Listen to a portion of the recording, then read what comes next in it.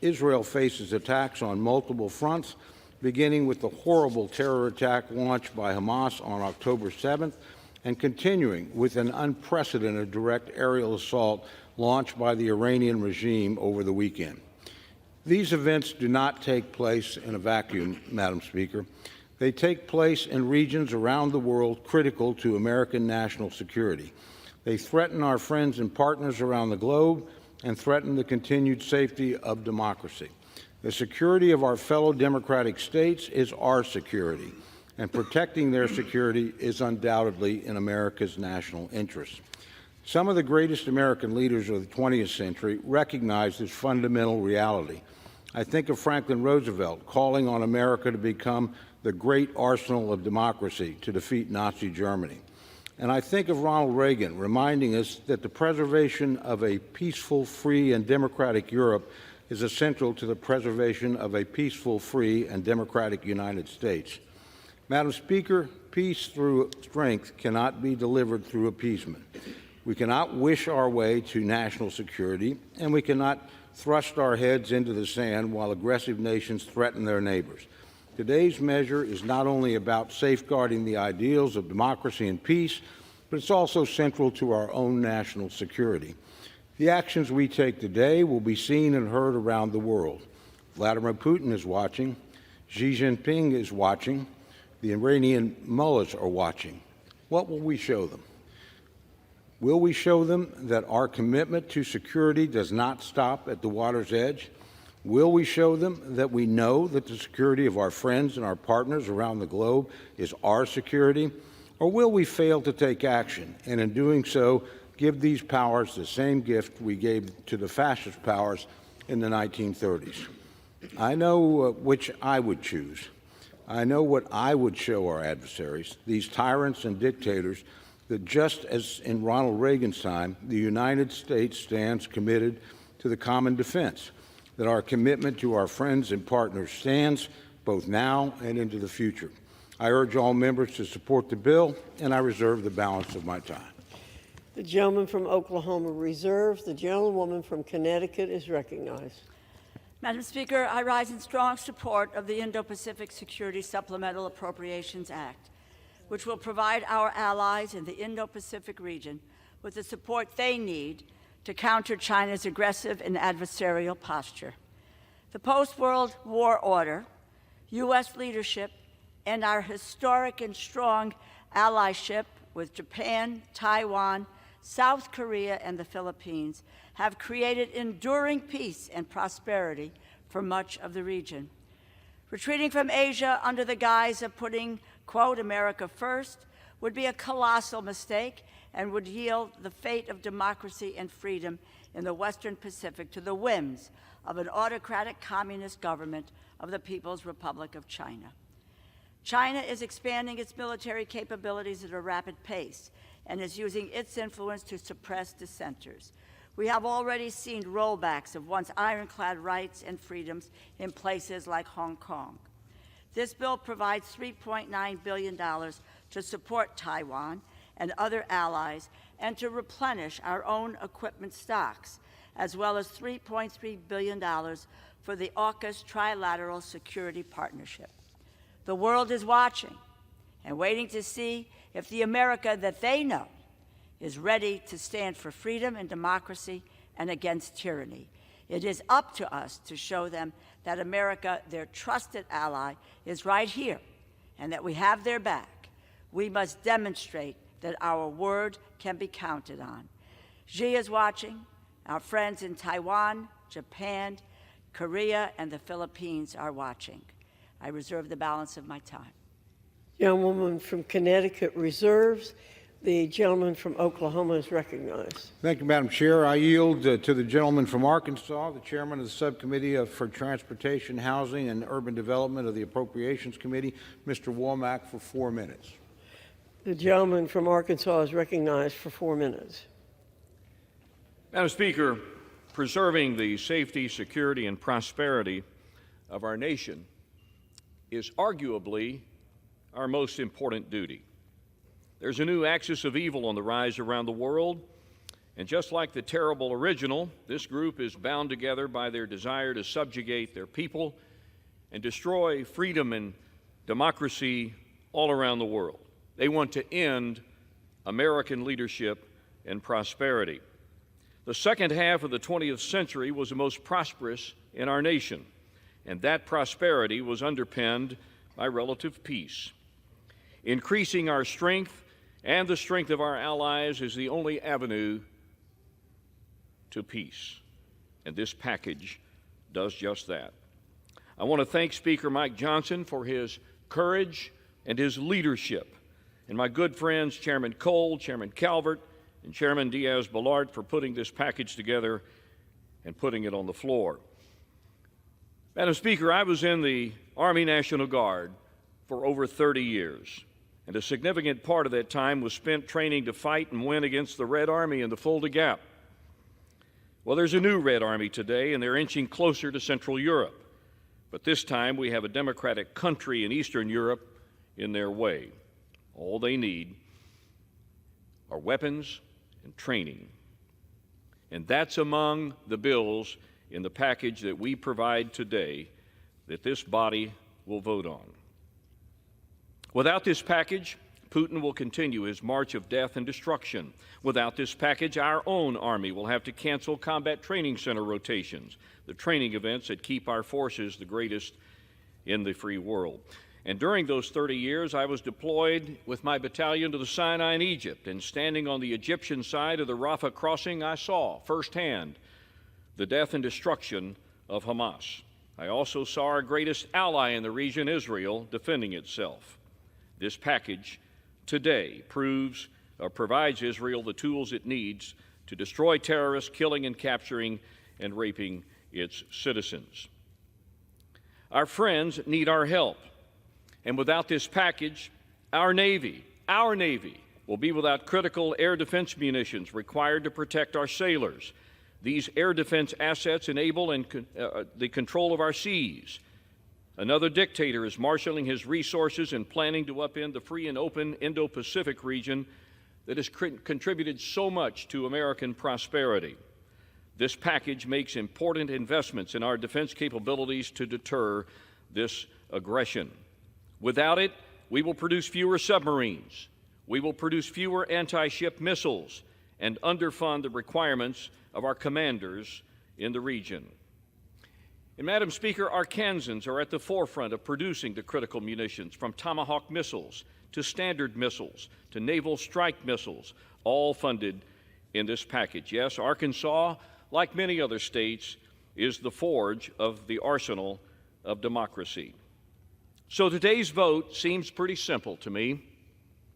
We're choosing between strength and weakness, between freedom and repression, and between prosperity and decline.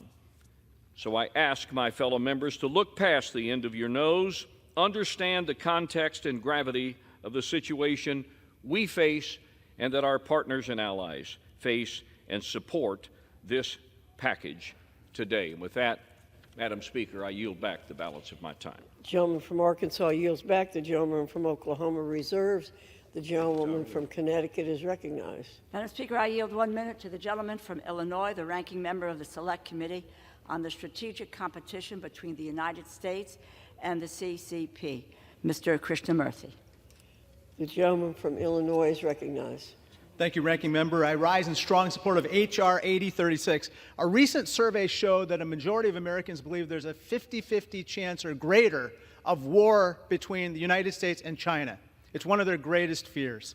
That same survey showed that 80% of Americans want us to do everything in our power to prevent war with China. This particular bill, H.R. 8036, is critical in preventing war with China by increasing deterrence against their aggression, through foreign military financing of our partners, through upgrading the industrial submarine base, and by replenishing our defense stocks. I strongly urge support of H.R. 8036. We cannot wane in the defense of democracy. The gentleman from Illinois yields back. The gentleman from Connecticut reserves. The gentleman from Oklahoma is recognized. Madam Speaker, I yield 2.5 minutes to my good friend, the distinguished gentlewoman from California, Ms. Kim. The gentlewoman from California is recognized for 2.5 minutes. Thank you, Chairman, for yielding. President Ronald Reagan said, "We cannot play innocence abroad in a world that is not innocent, nor can we be passive when freedom is under siege." The free world is under attack as Vladimir Putin, Xi Jinping, the Ayatollahs, and Kim Jong-un are teaming up to destroy any glimpse of freedom and democracy in their path. Deterrence is not divisible, and history has shown that when the free world wavers, adversaries see a green light.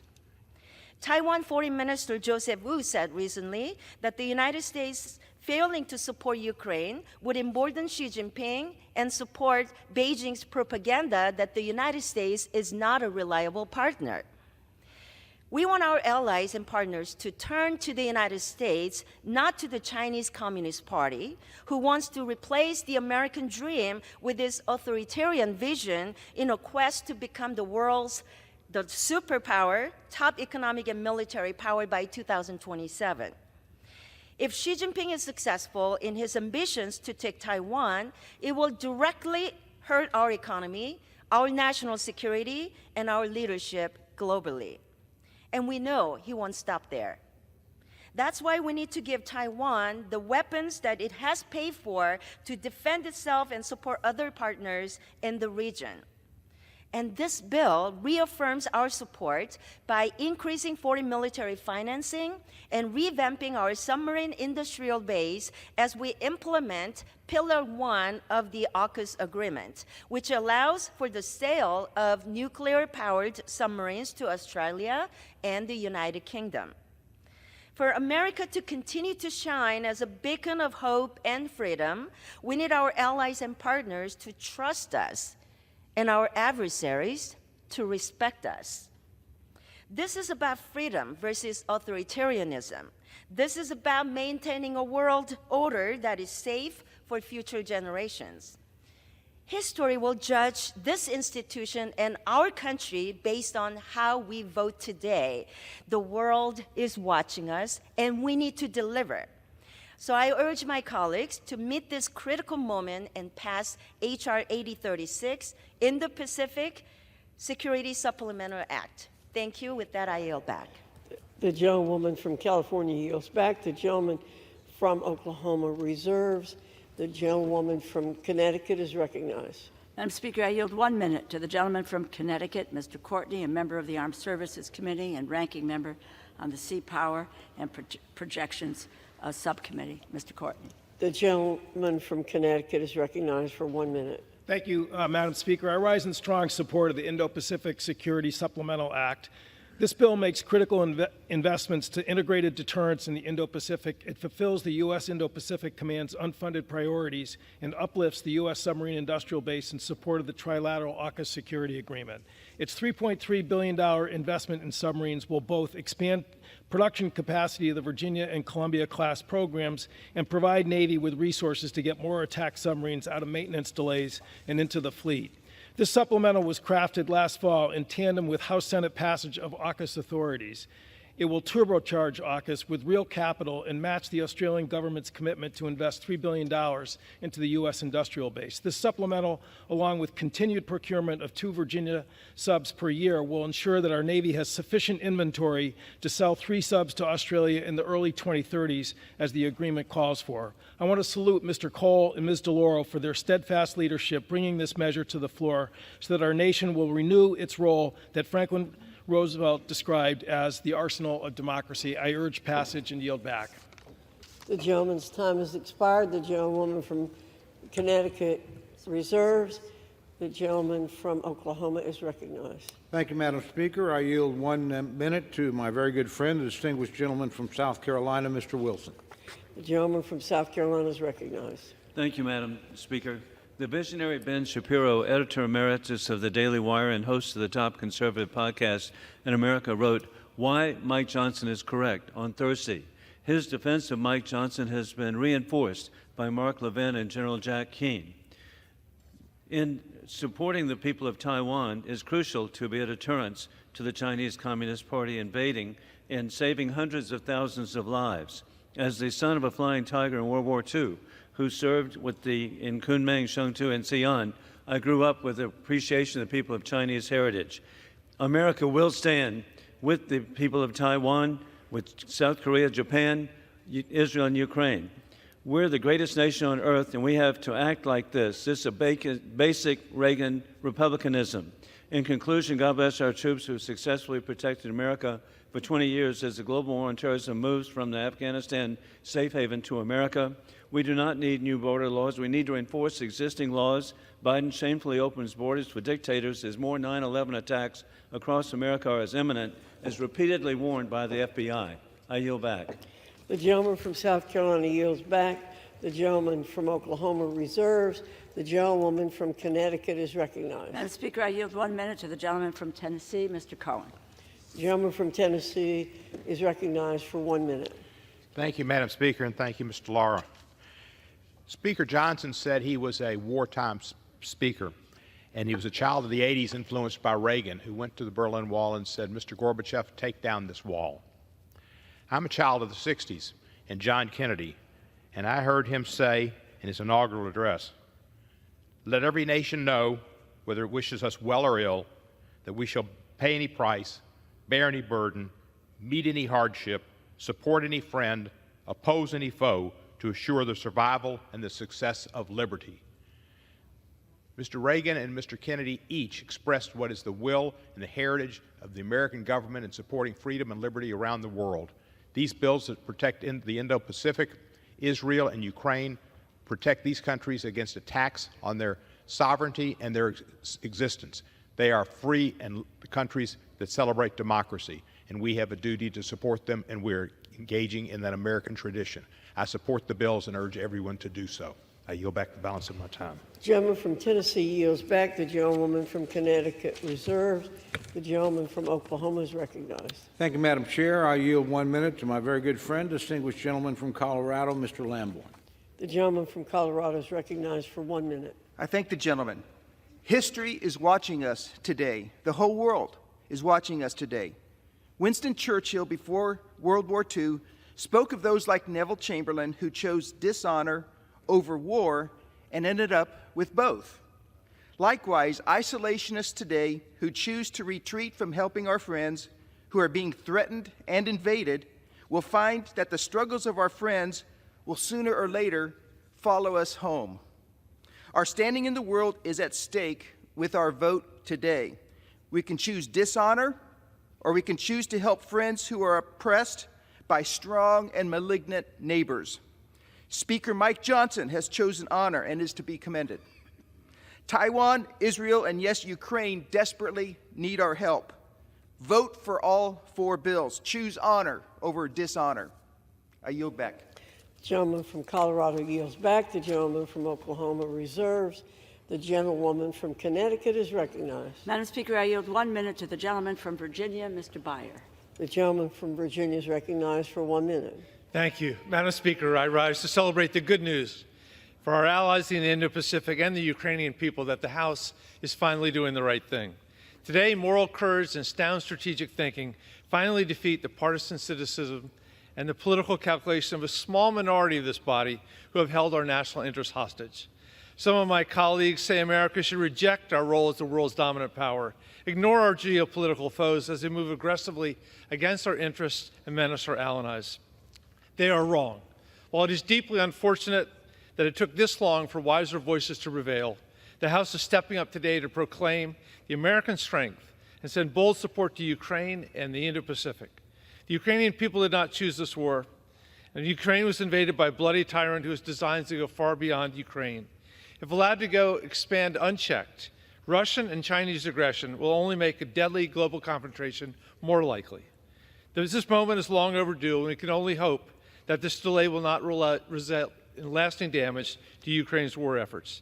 But it's my deepest hope that this victory in Congress will help make possible Ukraine's ultimate victory on the battlefield. I yield back. The gentleman from Virginia's time has expired. The gentlewoman from Connecticut reserves. The gentleman from Oklahoma is recognized. Madam Speaker, may I inquire how much time remains for each side? The gentleman from Oklahoma has 1.5 minutes remaining. Madam Speaker, I advise my friend I'm prepared to close whenever she is. In the meantime, I'll simply reserve. The gentleman from Oklahoma reserves. The gentlewoman from Connecticut. The gentlewoman has 9 minutes remaining. I yield 1 minute to the gentleman from Indiana, Mr. Mervant. The gentleman from Indiana is recognized for 1 minute. I thank the ranking member for the time and applaud the dedicated work of her and all the leaders and staff of the House Appropriations Committee on both sides of the aisle for their commitment to advancing this legislation. I am proud to support this legislative package that is of paramount importance to the strength of our nation, to the American worker, and for our role as a world leader that is working to defend democracy. This is an incredibly serious moment for our nation and the world, and I appreciate that these measures rise to the occasion to provide necessary resources for those in need, including funds for Ukraine's military, for our ally Israel, and $9 billion in humanitarian assistance for the people of Gaza. I encourage my colleagues to support these measures and ensure they are signed into law. Thank you, and I yield back my time. The gentleman from Indiana yields back. The gentlewoman from Connecticut is recognized. The gentlewoman from Connecticut reserves. The gentleman from Oklahoma is recognized. Madam Speaker, I reserve. The gentleman reserves. The gentlewoman from Connecticut is recognized. Madam Speaker, I yield 1 minute to the gentlewoman from California, Ms. Kamlager-Dove. The gentlewoman from California is recognized. Madam Speaker, I rise in support of the Indo-Pacific Defense Supplemental and all of the foreign aid bills we are voting on today. I recently returned from a State Department-led trip to Japan where we discussed the security challenges the region is facing from the PRC. Our partners in the Indo-Pacific are dealing with the daily threat of aggression from China. China is quite literally seeking to gobble up other countries, including the vibrant, sovereign democracy of Taiwan. And China is working to gain leverage over countries through cheap infrastructure deals and digital authoritarianism. The Indo-Pacific region has been calling on the United States to be reliable, present, and engaged. Just last week, the Japanese Prime Minister came to Congress to tell us that Japan and the region need the United States and that our partners will be by our side. All we need to do is show up. With this bill, the United States is saying, we need you too, we will not cede our leadership, and we are here for good. Thank you, Madam Speaker. I yield back. The gentlewoman from California yields back. The gentleman from Oklahoma continues to reserve. The gentlewoman from Connecticut is recognized. Let me tell my colleague, Chairman Cole, that we have one more speaker who's on his way, but let me just take this opportunity. I just would like to say a thank you at this juncture to the former chair of the Appropriations Committee, our colleague Kay Granger. It has really been my honor to serve with Congresswoman Granger, and she has been a pioneer in so many ways. I've said it to many folks, especially I say to the women who serve in this House. No one hands you anything here. You earn it. Kay Granger has earned every bit of the accolades, the titles that she has received because she earned it, she deserves it, and is an outstanding member of this body. I would also like to say to you, Chairman Cole, it's an honor to serve with you, and I think it really is impressive that in this second week leading the committee, we are passing a long overdue supplemental to aid our allies. To your credit, I thank you very, very much. The gentlewoman from Connecticut reserves. The gentleman from Oklahoma reserves. The gentlewoman from Connecticut is recognized. I yield 3 minutes to the gentlewoman from Massachusetts, the distinguished Democratic whip and former member of the Appropriations Committee, Mrs. Clark. 3. The gentlewoman from Massachusetts is recognized for 2 minutes. 3 minutes. I thank the gentlelady for yielding. John Gardner said, "History never looks like history when you are living through it." But there is no doubt that today's votes in the House of Representatives will reverberate through history, will be felt for generations to come. We have learned that when figures like Vladimir Putin emerge, we will not find peace through appeasement. As caretakers of the world's most powerful republic, we cannot look away when the world looks to us to lead the defense of democracy. We cannot look away because tyranny is not just emanating from Moscow. The same extremism that has fueled the Russian attack on the Ukrainian people has found countenance here in the People's House.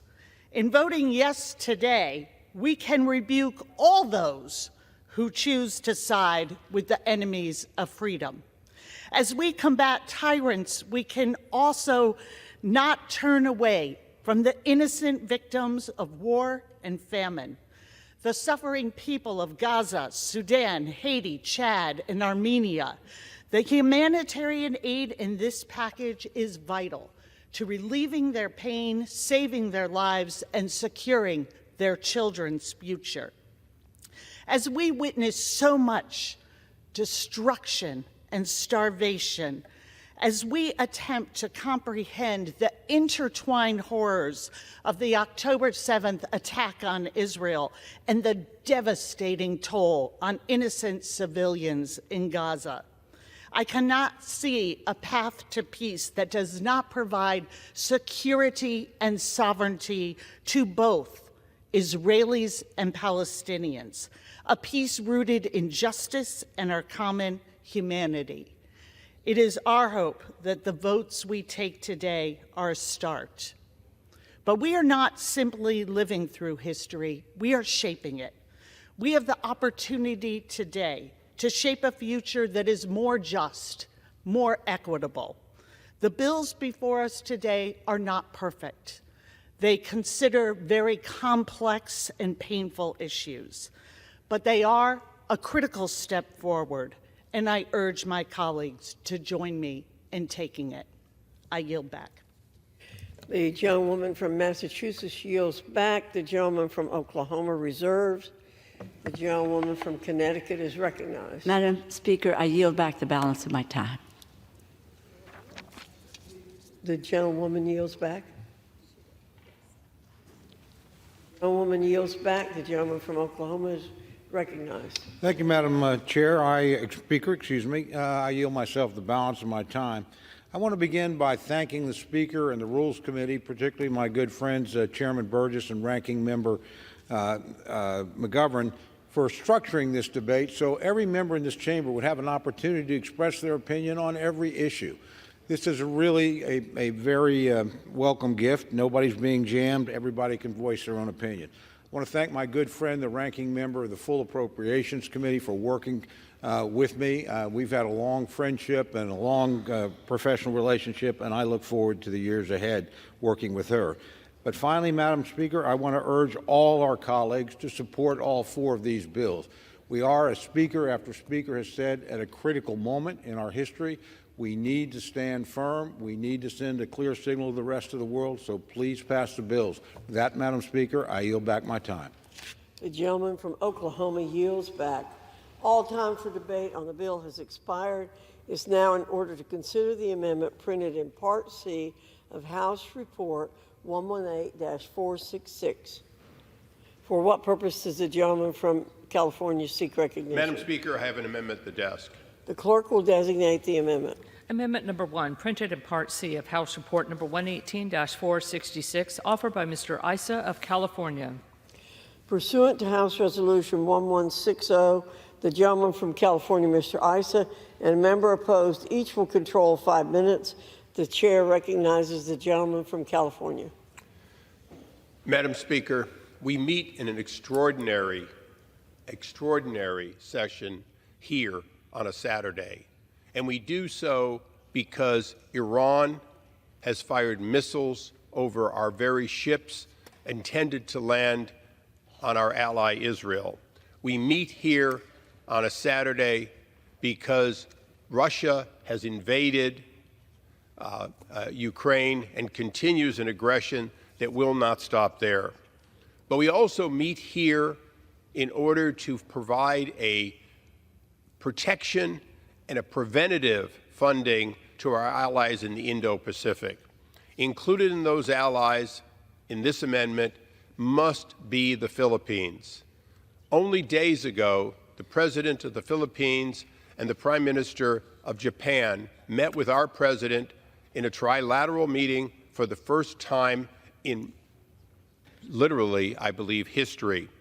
They did so to talk about many things, including the joint agreement for defense that includes Japan and the U.S. both participating in the Philippines in their defense on their soil by their invitation. That is how grave the threat from China is, and how nothing will do a better job of preventing yet a third major area of conflict than peace through strength. And so, Madam Speaker, I urge the support for this amendment and reserve the balance of my time. The gentleman from California reserves. The gentlewoman from Connecticut for what purpose does the gentlewoman from Connecticut seek recognition? Madam Speaker, I claim the time in opposition, though I am not opposed to the amendment, and I yield Without objection, the gentlewoman is recognized for 5 minutes. I yield 1 minute to the gentleman from Virginia, Mr. Scott. The gentleman from Virginia is recognized for 1 minute.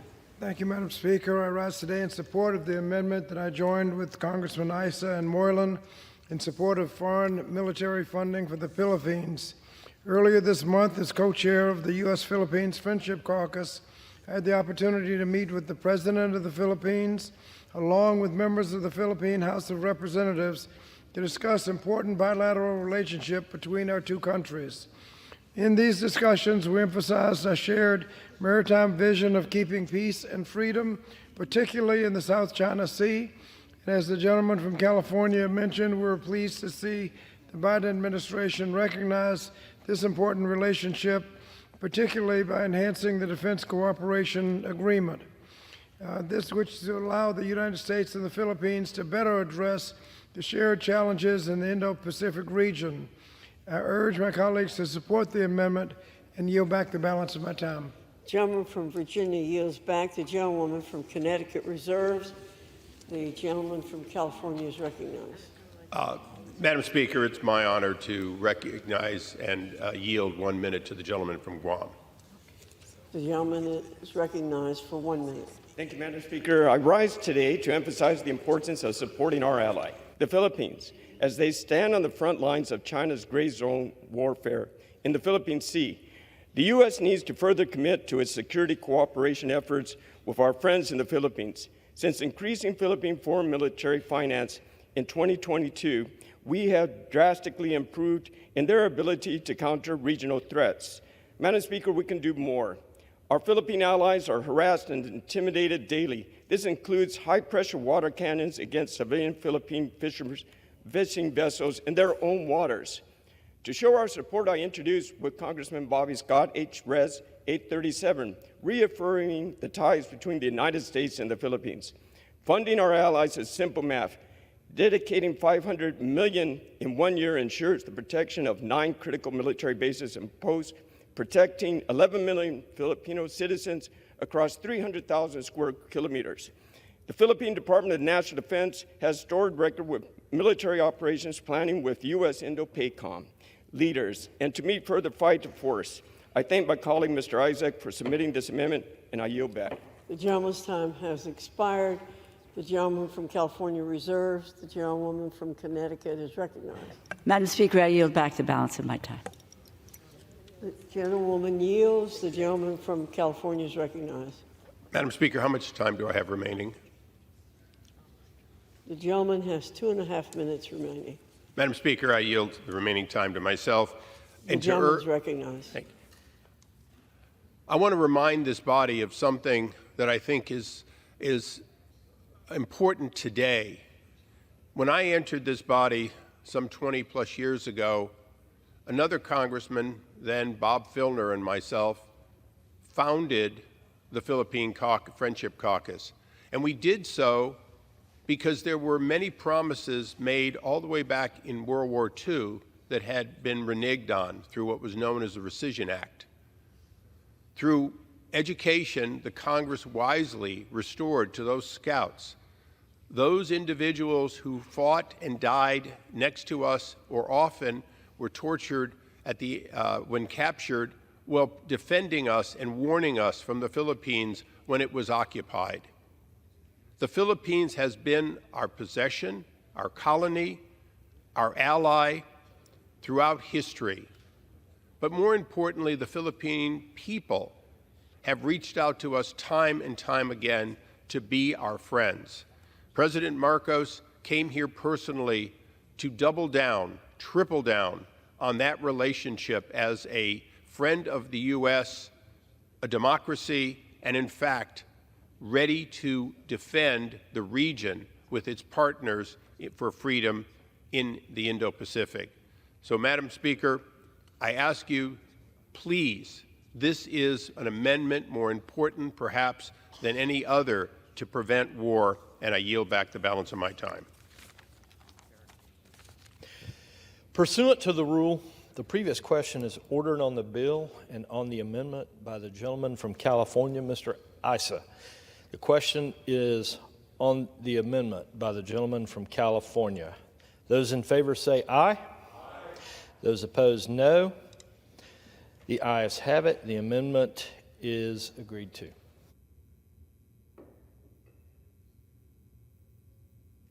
The question is on engrossment and the third reading of the bill. Those in favor say aye. Those opposed, no. The ayes have it. Third reading. Emergency supplemental appropriations for assistance for the Indo-Pacific region and for related expenses for the fiscal year ending September 30th, 2024, and for other purposes. The question is on passage of the bill. Under Clause 10 of Rule 20, the yeas and nays are ordered. Pursuant to Clause 8 of Rule 20, further proceedings on this question are postponed.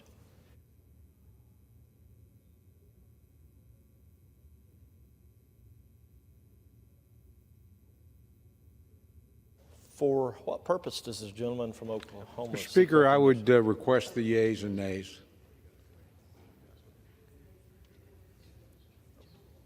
The yeas and nays have been ordered pursuant to Clause 10 of Rule 20. Thank you.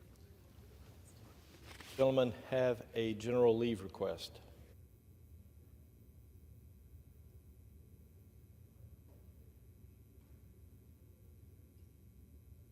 For what purpose does the gentleman from Florida seek recognition? Mr. Speaker, I ask unanimous consent that all members have 5 legislative days to revise and extend their remarks and include extraneous materials on H.R. 8035. Without objection.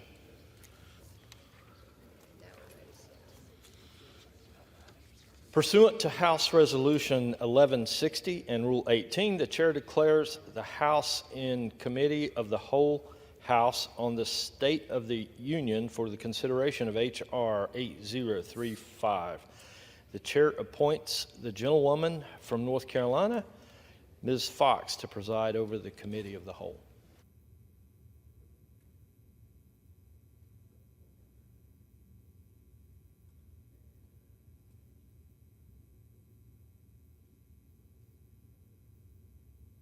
Is in the Committee of the Whole House on the State of the Union for the consideration H.R. 8035, which the clerk will report by title. A bill making emergency supplemental appropriations to respond to the situation in Ukraine and for related expenses for the fiscal year ending September 30th, 2024, and for other purposes. Pursuant to the rule, the bill is considered read the first time. General debate shall be confined to the bill and shall not exceed 30 minutes, equally divided and controlled by the chair and ranking minority member of the Committee on Appropriations or their respective designees. The gentleman from Oklahoma Mr. Cole, and the gentlewoman from Connecticut, Ms. DeLauro, each will control 50 gentleman from Florida, Mr. Diaz-Balart, and the gentlewoman from Connecticut, Ms. DeLauro, each will control 15 minutes. The chair recognizes the gentleman from Florida, Ms. Diaz-Balart. Thank you very much, Madam Chairwoman. I yield myself as much time as I may consume. The gentleman is recognized. Madam Chairwoman, I rise in support of H.R. 8035, the Ukraine Security Supplemental Appropriations Act, as well as the other two national security supplemental bills and the fourth bill that is full of strong conservative policy priorities. As we stand here today, a strategic military troika of evil sits over the horizon, marching towards the destruction of the values that we and our democratic allies hold so dear. We can either turn our heads away and hope to appease this great evil, or we can stand with our allies and confront this nefarious scourge. History has taught us that appeasement does not work, and it was attempted not that long ago through the failed Obama-Clinton reset with the communist KGB thug Putin. That administration believed that Putin could be satiated with Georgia and Crimea. They were wrong. And today, Putin's appetite has only grown. Now he wants all of Ukraine. Tomorrow, Moldova, the Baltics, Poland. Madam Chair, history repeats itself. I'm reminded that in 1947, Congress provided military and economic support for Greece and Turkey, keeping them out of the hands of the Soviet Union. And today, this Congress has the chance to do the same by supporting these bills that confront the Troika and fully fund our security commitments to support Israel, Taiwan, and Ukraine, which are confronting existential challenges to their very existence. The only way to stand up to Putin and others like him, in the words of Ronald Reagan, is peace through strength. That is what every member voting yes on these bills is standing for today. This bill supports that principle, two-thirds of which will be spent here at home through investments in the U.S. defense industrial base to replenish our military equipment. The supplemental also provides critical security assistance to help ensure that Ukraine has the training and weapons it needs to stop Putin, such as traditional artillery rounds and air defense systems. Please take note of this. This bill requires a clear strategy from the administration that defines and prioritizes U.S. national security interests in Ukraine. It also includes unprecedented oversight and accountability requirements, including robust funding for our Inspector General and end-use monitoring of U.S. defense transfers. Also, economic assistance to Ukraine is subject to extensive burden sharing and transparency requirements, including the unprecedented cost matching by our European and other allies. Madam Chair, in addition, for the first time ever, this bill requires that the funding we provide to Ukraine for economic assistance be subjected to repayment to the United States of America. In sum, Madam Chairwoman, this is a critical bill that directly supports the national security interests of the United States, and I urge a strong yes vote and reserve the balance of my time. The gentleman from Florida reserves. The gentlewoman from Connecticut is recognized. Madam Chair, I yield myself such time as I may consume. The gentlewoman is recognized. Madam Chair, I rise in strong support of the Ukraine Security Supplemental Appropriations Act. This provides Ukraine with desperately needed aid and munitions to fight back against tyranny, against Putin's tyranny. Vladimir Putin's greed, aggression, and unyielding pursuit of power have led to grievous loss of life and humanitarian devastation. The cruelty against innocent civilians at the hands of Putin and his cronies is devastating. And we know very well that Russia's invasion is not only a threat to Ukraine's physical security, but also a threat to the very core of Ukrainian and global democracy. Putin is betting that he cannot last the will and the determination of Ukraine, the United States, and other Western allies. Some in this body seem inclined to prove him right. We must prove him definitively wrong. It is completely misguided. It's an affront to our nation's history and our heritage to suggest that we would be putting America first by retreating from the world stage. We put America first by demonstrating the power of American leadership, that we have the strength and the resolve and the heart to fight for the most vulnerable people, protect their freedom, and preserve their dignity. This bill will provide $14 billion for the training, equipment, weapons, logistics support, intelligence, and other supplies and resources to support Ukraine's military. It will provide nearly the same amount for us, the United States, to replenish our own equipment stocks. It also provides $9.5 billion in forgivable loans to support the Ukrainian economy and $20.5 billion for the U.S. Armed Forces to assist in Ukraine with mission support, intelligence support, pay, equipment, and other resources. If Ukraine does not receive this support, which it requires and needs to defeat Russia's outrageous assault on its sovereign territory, the legacy of this Congress will be the appeasement of a dictator, destruction of an allied nation, and a fractured Europe. Gone will be the post-war order that has kept Europe free and prosperous. Gone will be our credibility in the eyes of our allies and our adversaries. And gone will be the America that promised to stand up for freedom, democracy, and human rights wherever they are threatened or wherever they are under attack. Our allies are facing existential threats, and our friends and foes around the world are watching, waiting to see how America will respond. Vladimir Putin is watching.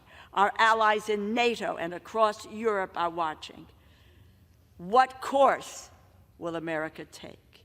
We must stop Putin in his tracks right now. The world must see our resolve. We need to support Ukraine. I reserve the balance of my time. Gentlewoman from Connecticut reserves.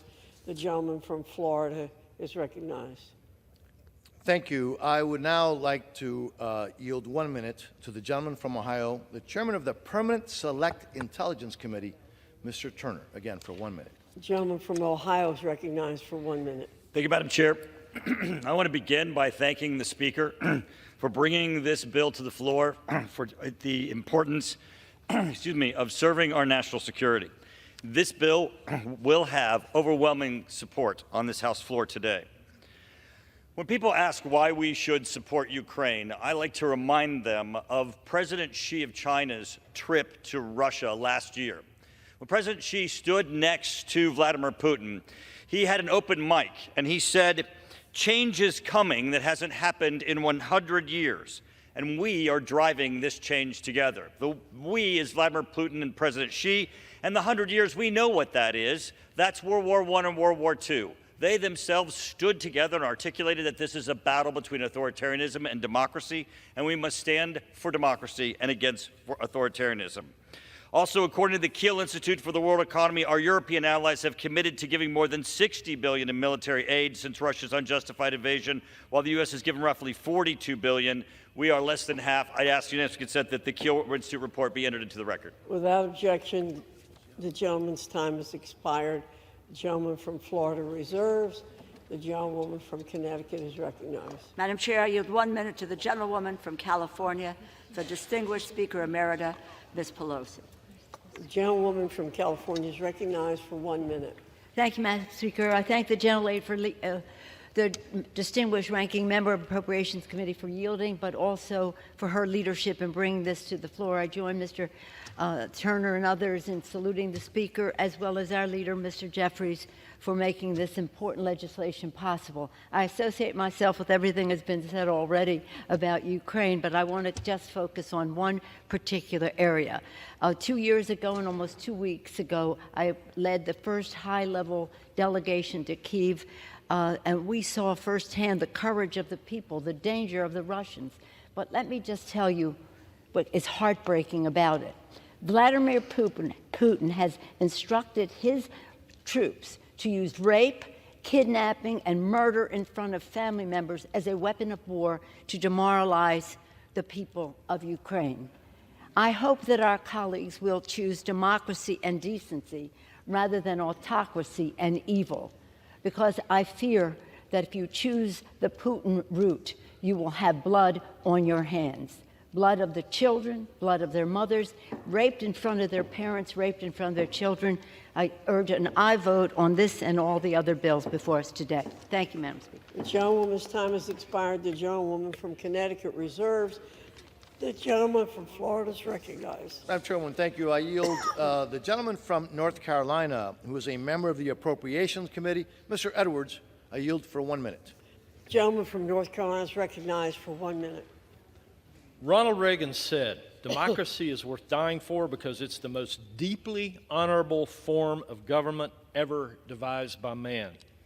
Madam Chair, that is but one of the reasons I rise today in support of H.R. 8035. At this moment, the world is looking to America for leadership and asking, do we still stand behind our belief in democracy, and are we the world power that we acclaim? At this moment, we have the opportunity to stand for democracy and for world order with no drop of blood shed by American troops. Without our help, a democracy is certain to fall to a murderous Marxist socialist dictator. I recently toured Ukraine. My eyes have witnessed the remnants of the barbaric, unadulterated terrorism that's taking place there, and my ears have heard the numerous testimonies of the unthinkable acts by the Russian army. Putin, through his words and his actions, have made clear that our world's security, our nation's security is at risk. Ronald Reagan also said, there is sin and evil in the world, and we're enjoined by Scripture and the Lord Jesus to oppose it with all our might. Let's oppose this evil. I yield back. Reserve. The gentleman from Florida reserves. The gentlewoman from Connecticut is recognized.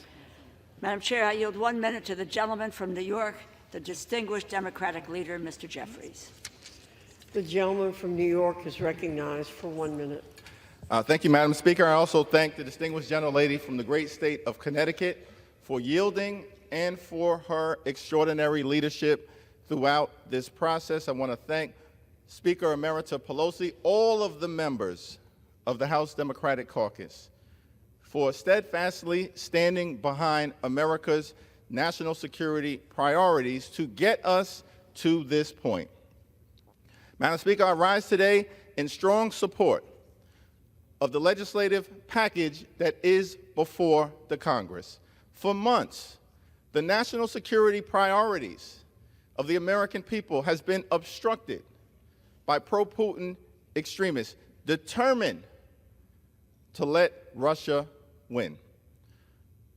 A bipartisan coalition of Democrats and Republicans has risen up to work together and ensure that we are getting the national security legislation important to the American people over the finish line. House Democrats have risen to the occasion. President Joe Biden has risen to the occasion. Traditional conservatives, led by Speaker Mike Johnson, have risen to the occasion. We have a responsibility, not as Democrats or Republicans, but as Americans, to do what is necessary to defend democracy wherever it is at risk and the best interests of the free world. That is what this legislation represents. We have a responsibility to push back against tyranny. We have a responsibility to push back against totalitarianism. We have a responsibility to push back against terror. And we have a responsibility to stand with our democratic allies throughout the world. Israel is a democratic ally. Ukraine is a democratic ally. South Korea is a democratic ally. Taiwan is a democratic ally. Japan is a democratic ally. We have a responsibility to stand with our democratic allies throughout the world. We also have a responsibility to push back against our adversaries. Russia is not our friend. The Chinese Communist Party is not our friend. Iran is not our friend. We have a special relationship that exists between the United States and Israel. It's a relationship that is anchored in shared values and shared interests. Our commitment to Israel's security is ironclad. Israel has a right to exist as a Jewish and democratic state and safe haven for the Jewish people who have faced centuries of persecution throughout the years. The events of October 7th make clear that Hamas must be decisively defeated for the good of Israel, for the good of the Palestinian people, for the good of peace in the Middle East, for the good of the free world. Hamas must be decisively defeated. At the same time, there are other urgent priorities. We must do everything possible to make sure that we are freeing the hostages so they can safely return to their families, and do everything possible to surge humanitarian assistance into Gaza so we can help out Palestinian civilians who are in harm's way through no fault of their own. We must surge in food, surge in medicine, surge in humanitarian assistance. That is what this package will help accomplish, with more than $9 billion in humanitarian assistance. The events of October 7th and the suffering of Palestinian civilians in the theater of war are heartbreaking. Any person of goodwill should come to the conclusion that we have to find a way to achieve a just and lasting peace between Israel and the Palestinian people. And the only way for that to happen is for us to truly commit to a two-state solution when the moment presents itself, with a safe and secure Israel living side by side in peace and prosperity, with a demilitarized Palestinian state that provides dignity and self-determination for the Palestinian people. Let us recommit to accomplishing that objective. The humanitarian assistance in this legislative package will also allow the United States to be there to support people who are suffering all across the world, including millions in Haiti and millions in the Sudan, dealing with famine and starvation in a war-torn environment. This legislation, of course, will allow us to stand with our allies in the Indo-Pacific in the face of continued aggression from the Chinese Communist Party, to make sure that freedom and democracy and these values all across the world will continue to be triumphant. This legislation will allow us to support the bravery and the courage of the Ukrainian people, who, against all odds, continue to stand for what we as Americans believe in. In February of 2022, we were told that Ukraine would likely fall in a week, and that Russian troops would be in Kyiv in a week.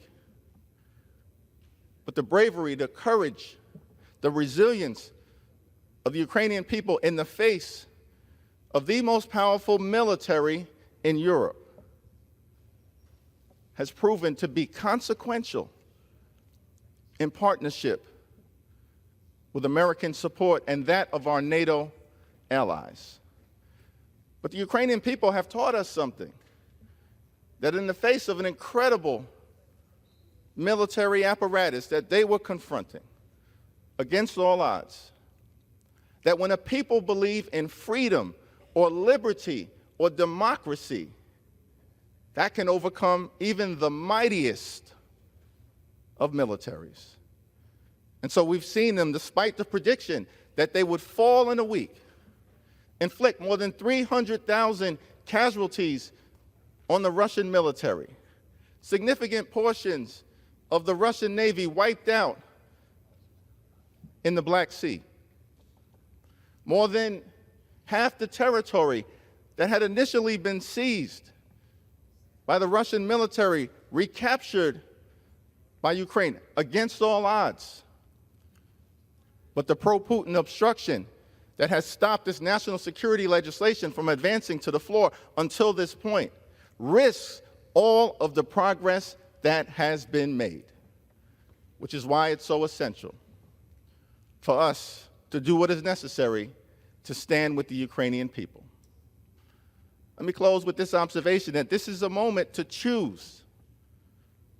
This is a moment to choose. We can choose democracy or autocracy. We can choose freedom or tyranny. We can choose truth or propaganda. We can choose Ukraine or Russia. We can choose Zelensky or Putin. We can choose a democratic ally or a sworn enemy. This is a time to choose. The American people have always stood on the side of democracy and freedom and truth, which is why we must stand on the side of the Ukrainian people. We will stand with the Ukrainian people today. We will stand with the Ukrainian people tomorrow. We will stand with the Ukrainian people until victory is won.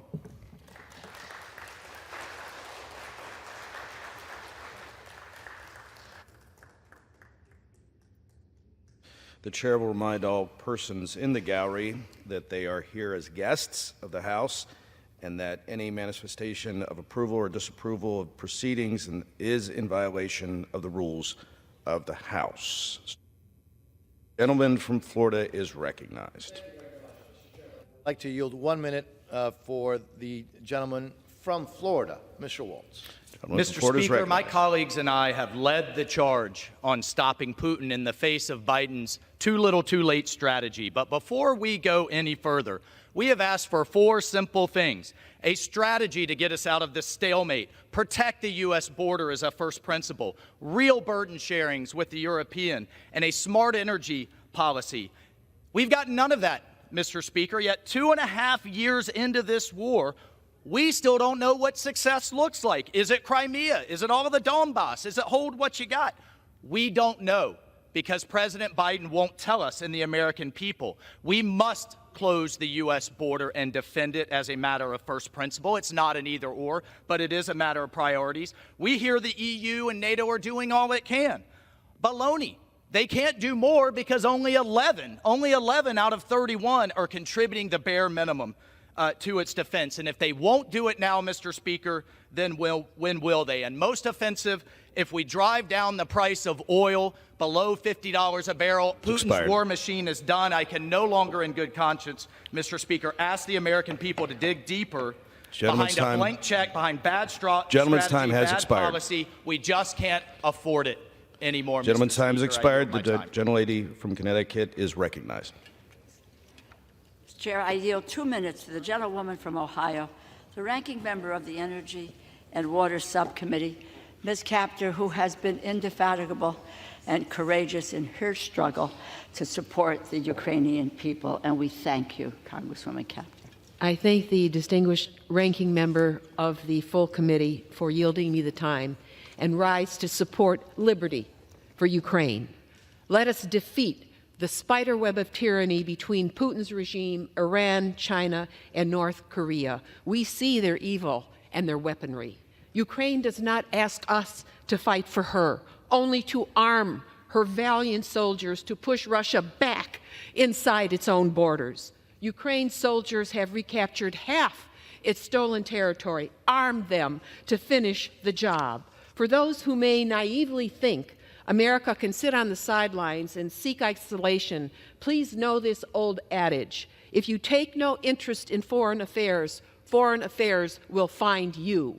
Recall Pearl Harbor, December 7th, 1941. 83 years ago, the United States, caught in a stupor of isolationism, closed its eyes as the rest of the world fell into deep conflict.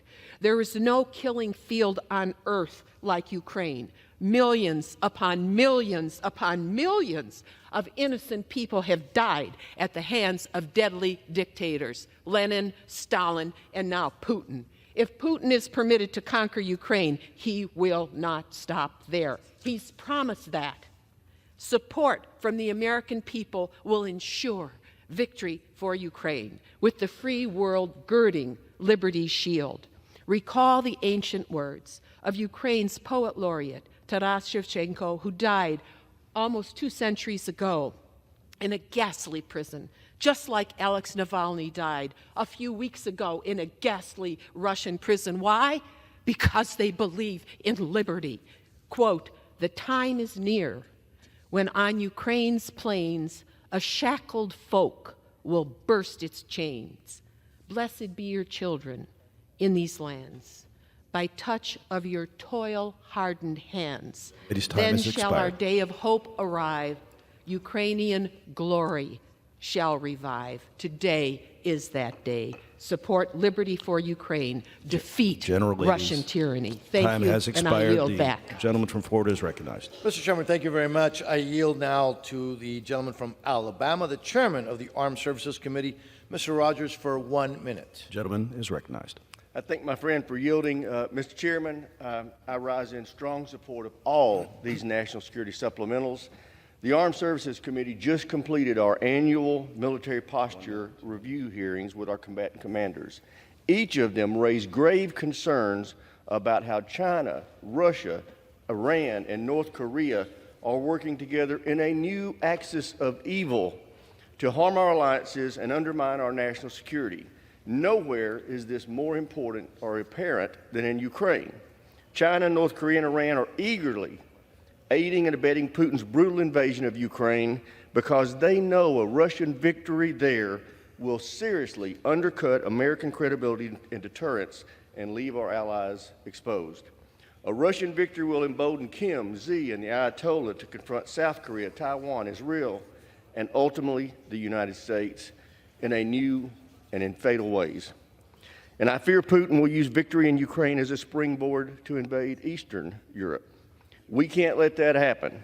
We must restore American deterrence. That starts by passing these national security supplementals.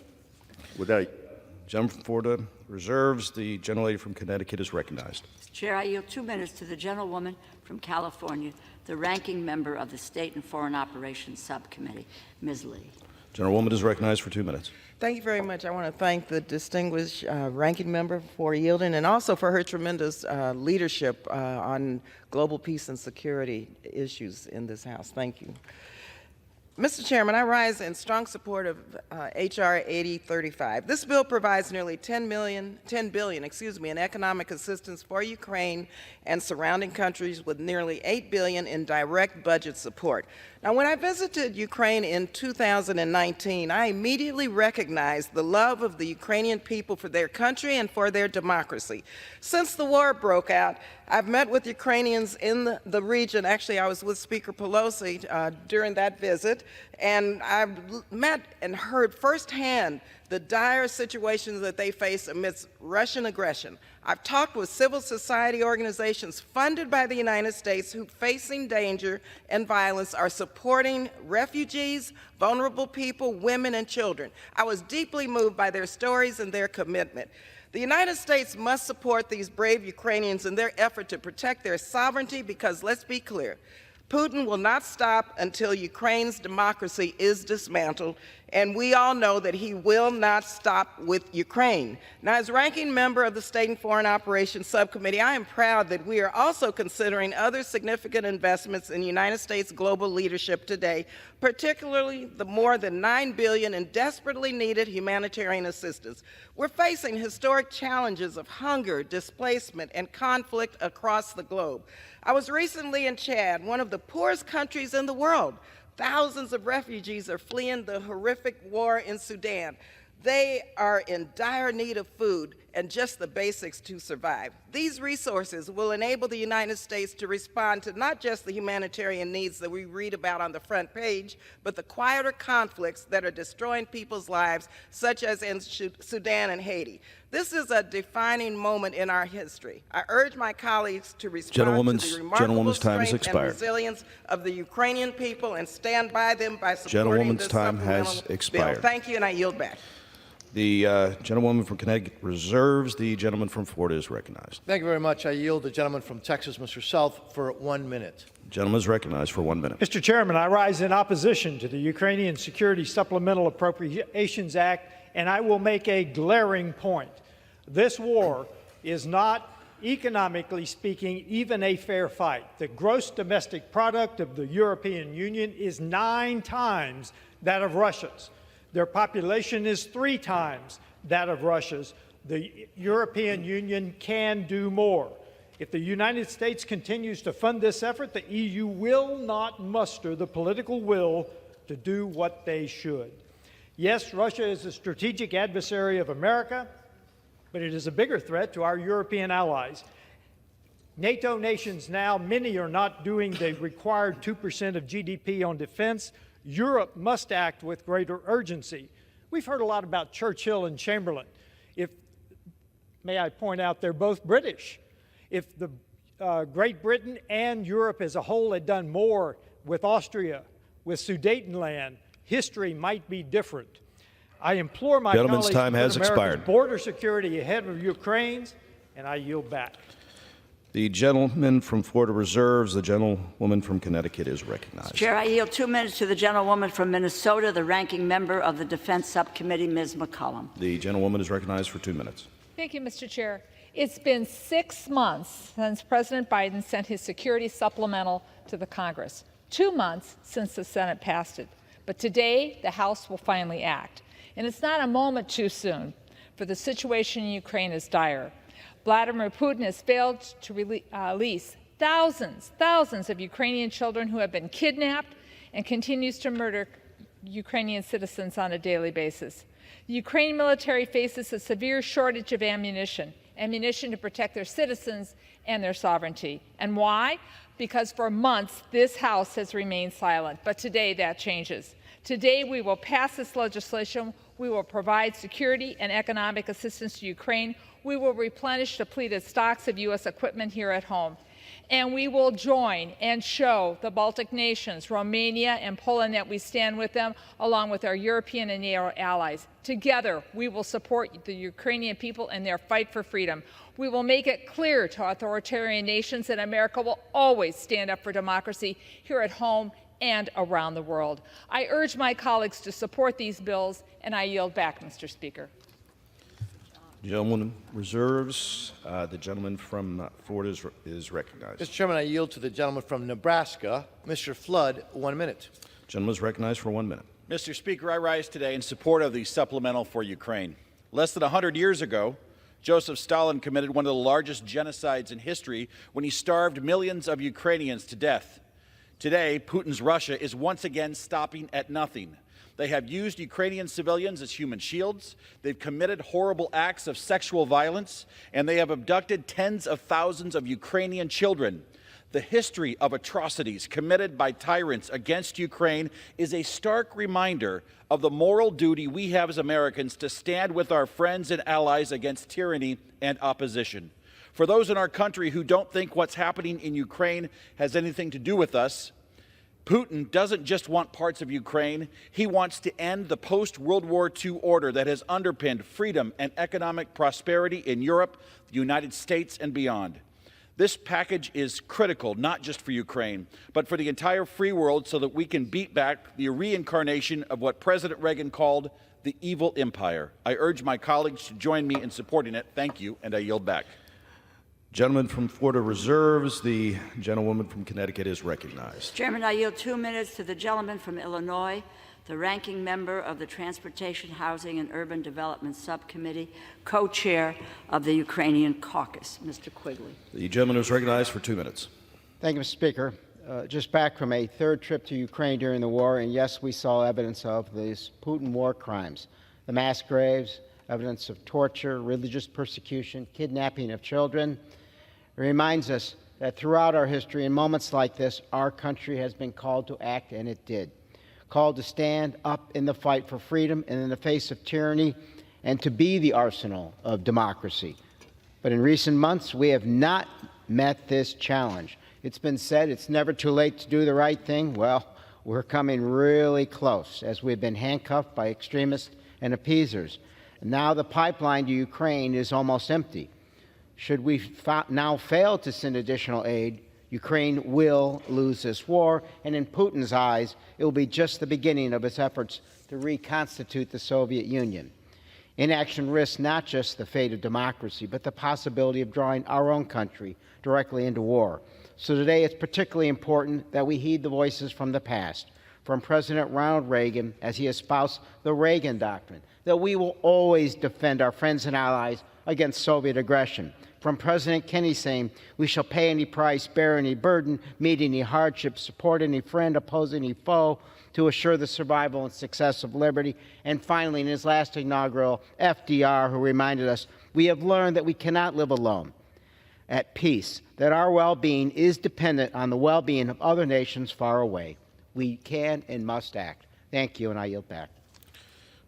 Gentlewoman from Connecticut reserves. The gentleman from Florida is recognized. Mr. Chairman, I would now like to yield 1 minute to the gentleman from Florida, Chief Jimenez. The gentleman from Florida is recognized for 1 minute. Thank you, Mr. Speaker. I rise today in support of the supplemental for Ukraine. For the past 2 years, Ukraine has valiantly fought against the barbaric and unjustified invasion by Vladimir Putin and Russia. We have now reached an inflection point. Ukraine is running out of time, bullets, and arms necessary to defeat Russia. This supplemental will allow Ukraine to counter Russia with new and more advanced aid. It will also help by replenishing U.S. weapons, stocks, and facilities. America is seen as the beacon of hope across the globe, and our enemies are watching our actions closely today. As the Chinese Communist Party, Iran, North Korea, and even Cuba all line up behind Putin, it is time to do the same for our friends and allies. When I was 6 years old, my family fled my native homeland of Cuba. I personally know the evils of communism. The freedoms of this country are what brought my family here. They are worth fighting for. The Ukrainian people are only asking for help in fighting for that same freedom.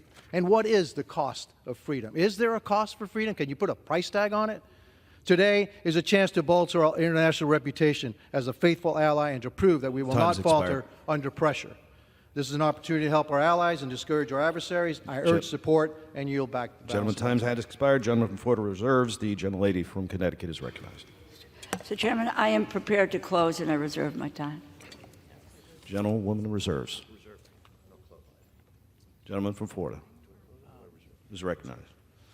I also will reserve at this time. Gentleman reserves.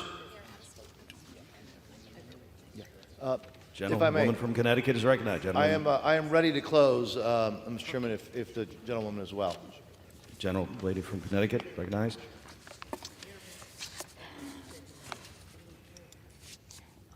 Mr. Chairman, this needs to be a proud moment for all of us.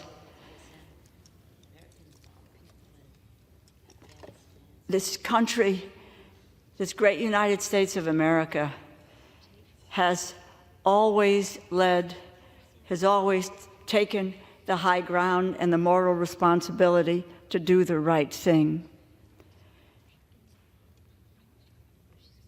To support a nation which has only asked us to help them maintain their sovereignty, maintain democracy, and let them ally with us in the United States. The Speaker of this House has come out in support of aid to Ukraine. He said, and I quote, "History judges us for what we do." This is a critical time in the world, on the world stage, and the Speaker continued, "I would rather send bullets to Ukraine than American boys." We need to send military equipment, arms, what Ukraine needs to defeat an aggressor who is responsible for the death of millions of civilians. We have a moment today to say no to tyranny. We have a moment to take back the moral high ground for the United States, and that say we do not walk away from an ally. We do not walk away from freedom. We do not walk away from human rights. We do not walk away from democracy. That is not the United States of America. Winston Churchill once said, "Success is not final. Failure is not fatal. It is the courage to continue that counts." We know of no nation today who has had the courage to continue as Ukraine has. And the United States needs to have the courage to stand up and to help them continue when it counts and defeat a tyrant and autocrat whose relish for power knows no bounds. It is our moral responsibility. Today, we need to stand with Ukraine. I urge my colleagues to support this bill. The gentlewoman has yielded back. Gentleman from Florida is recognized. Mr. Chairman, thank you. In closing, we may be nearing a dangerous inflection point in this war. If the thug Putin were to win, it would be a disaster for our national security, frankly, on par with the Biden administration's chaotic withdrawal from Afghanistan. Imagine how this outcome would embolden Russia's key strategic ally, Communist China, to undertake military coercion and aggression against Taiwan, and the fateful consequences that would stem from that. I want to remind my colleagues that appeasement never works. Harry Truman and Ronald Reagan both understood, as President Reagan said, and I quote, "We know only too well that war comes not when the forces of freedom are strong, but when they are weak. It is then that tyrants are tempted. It is time to be resolute. Let's heed the lessons of history and support this bill." Finally, I want to thank Speaker Johnson for his principled leadership and his fortitude in moving forward with this bill in the face of daunting obstacles. His resolve is a testament to his strength of character. I also want to thank Chairman Cole, Ranking Member DeLauro for their leadership on this bill. I urge a strong yes vote, and with that, I yield back the remaining part of my time. The gentleman yields. All time for general debate has expired. Pursuant to the rule, the bill shall be considered for amendment under the 5-minute rule. The amendment printed in Part A of the House Report 118-466 shall be considered as adopted, and the bill, as amended, shall be considered as read. No further amendment to the bill as amended is in order except those printed in Part B of House Report 118-466. Each such further amendment may be offered only in the order printed in the report by a member designated in the report. Shall be considered read, shall be debatable for the time specified in the report, equally divided and controlled by the proponent and opponent, shall not be subject to amendment, and shall not be subject to a demand for division of the question. It is now in order to consider the Amendment 1 printed in Part B of House Report 118-466. For what purpose does the gentlewoman from Indiana seek recognition? Mr. Speaker, I have an amendment at the desk. The clerk will designate the amendment. Amendment number 1, printed in Part B of House Report number 118-466, offered by Mrs. Sparks of Indiana. Pursuant to House Resolution 1160, the gentlewoman from Indiana, Ms. Sparks, and a member opposed shall each control 5 minutes. The chair now recognizes the gentlewoman from Indiana. Thank you, Mr. Speaker, and I yield myself as much time as I may consume. I have held a very principled position on Ukraine, and unfortunately, this position is not very shared with a lot of people in Congress. It's unfortunately, we have the false choice of either saying that Ukraine doesn't matter to America or support Ukraine with no question asked, with blank checks. And both these positions are not good in our national interest, and both of these positions are not good in the interest of the people of Ukraine. And unfortunately, this monopoly of narratives prevailing in our government, in our society, and in Congress. So my amendment is actually very simple. And I know this is just, we're doing this amendment just for the show, and no one is going to pass anything on the floor. We still will go with blank checks and slush funds. And unfortunately, this strategy failed the American people. President Biden failed the American people on the border, on national security. Congress failed the American people on the border, on national security. President Biden and President Zelensky failed the Ukrainian people. They were not ready before the war started. They didn't have good strategy when the war started, slow-walked the aid, and really didn't fight and deter Putin to go further. And now we have a very significant war in Europe. And I said, unfortunately, this supplemental doesn't just have a lethal aid, it's had other parts, and they will go further, and unfortunately, no one is going to be taking our amendments. So because we have presentations and circuses, but decisions already made. So my amendment is actually very simple. It just says we shouldn't have blank check and let President Biden have presidential drawdowns increase from 100 million to 8 billion, including loans from 4 to 8 billion. So we generally given true blank check to President Biden of $16 billion. Congress forgot, that we should do our jobs. We shouldn't create these loopholes for presidents, doesn't matter who the president is, to be able to do what they want to do.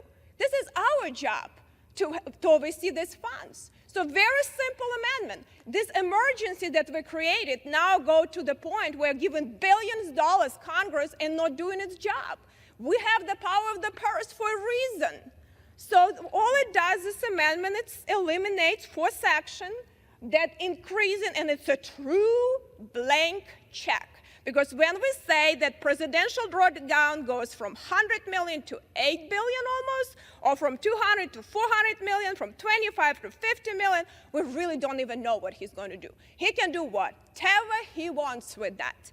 And that is a big problem, because these emergencies are dangerous, but also, what the problem we have right now, that in case of these emergencies, we actually don't have ability even to ask the questions, and Congress hasn't been asking questions. That's why we have such a major catastrophe around the world, whether it's in the Middle East, whether it's Ukraine, and that's why China, Russia, and Iran are moving, and we're doing a lot of presentation with blank checks and slush funds and no policies.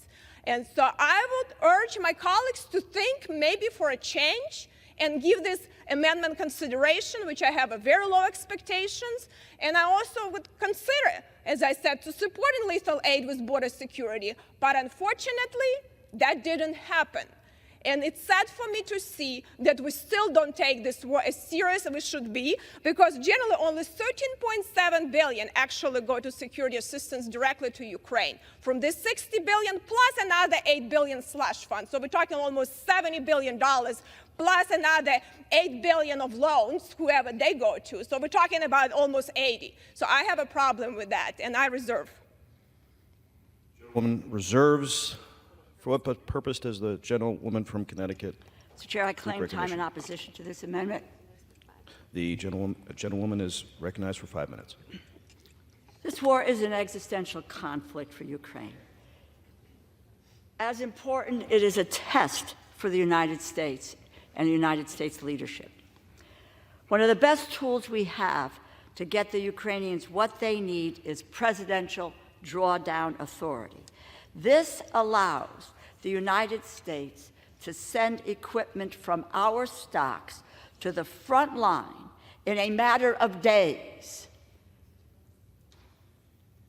There isn't time to delay.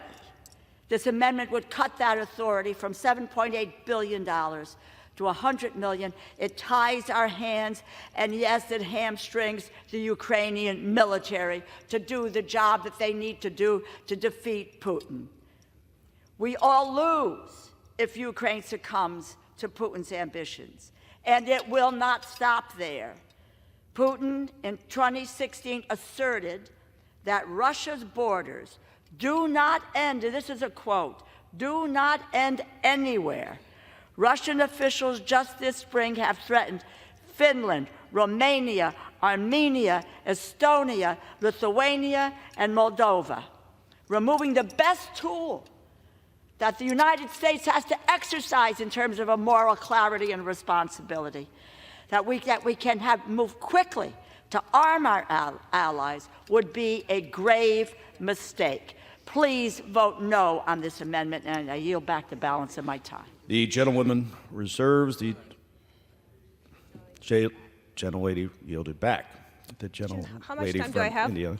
remaining? Gentleman has 30 seconds. Okay.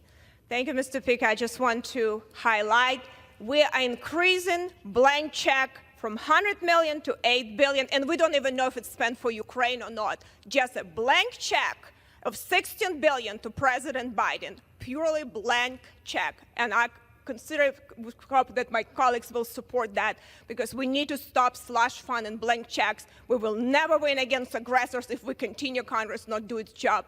I yield back. The gentlewoman yields back.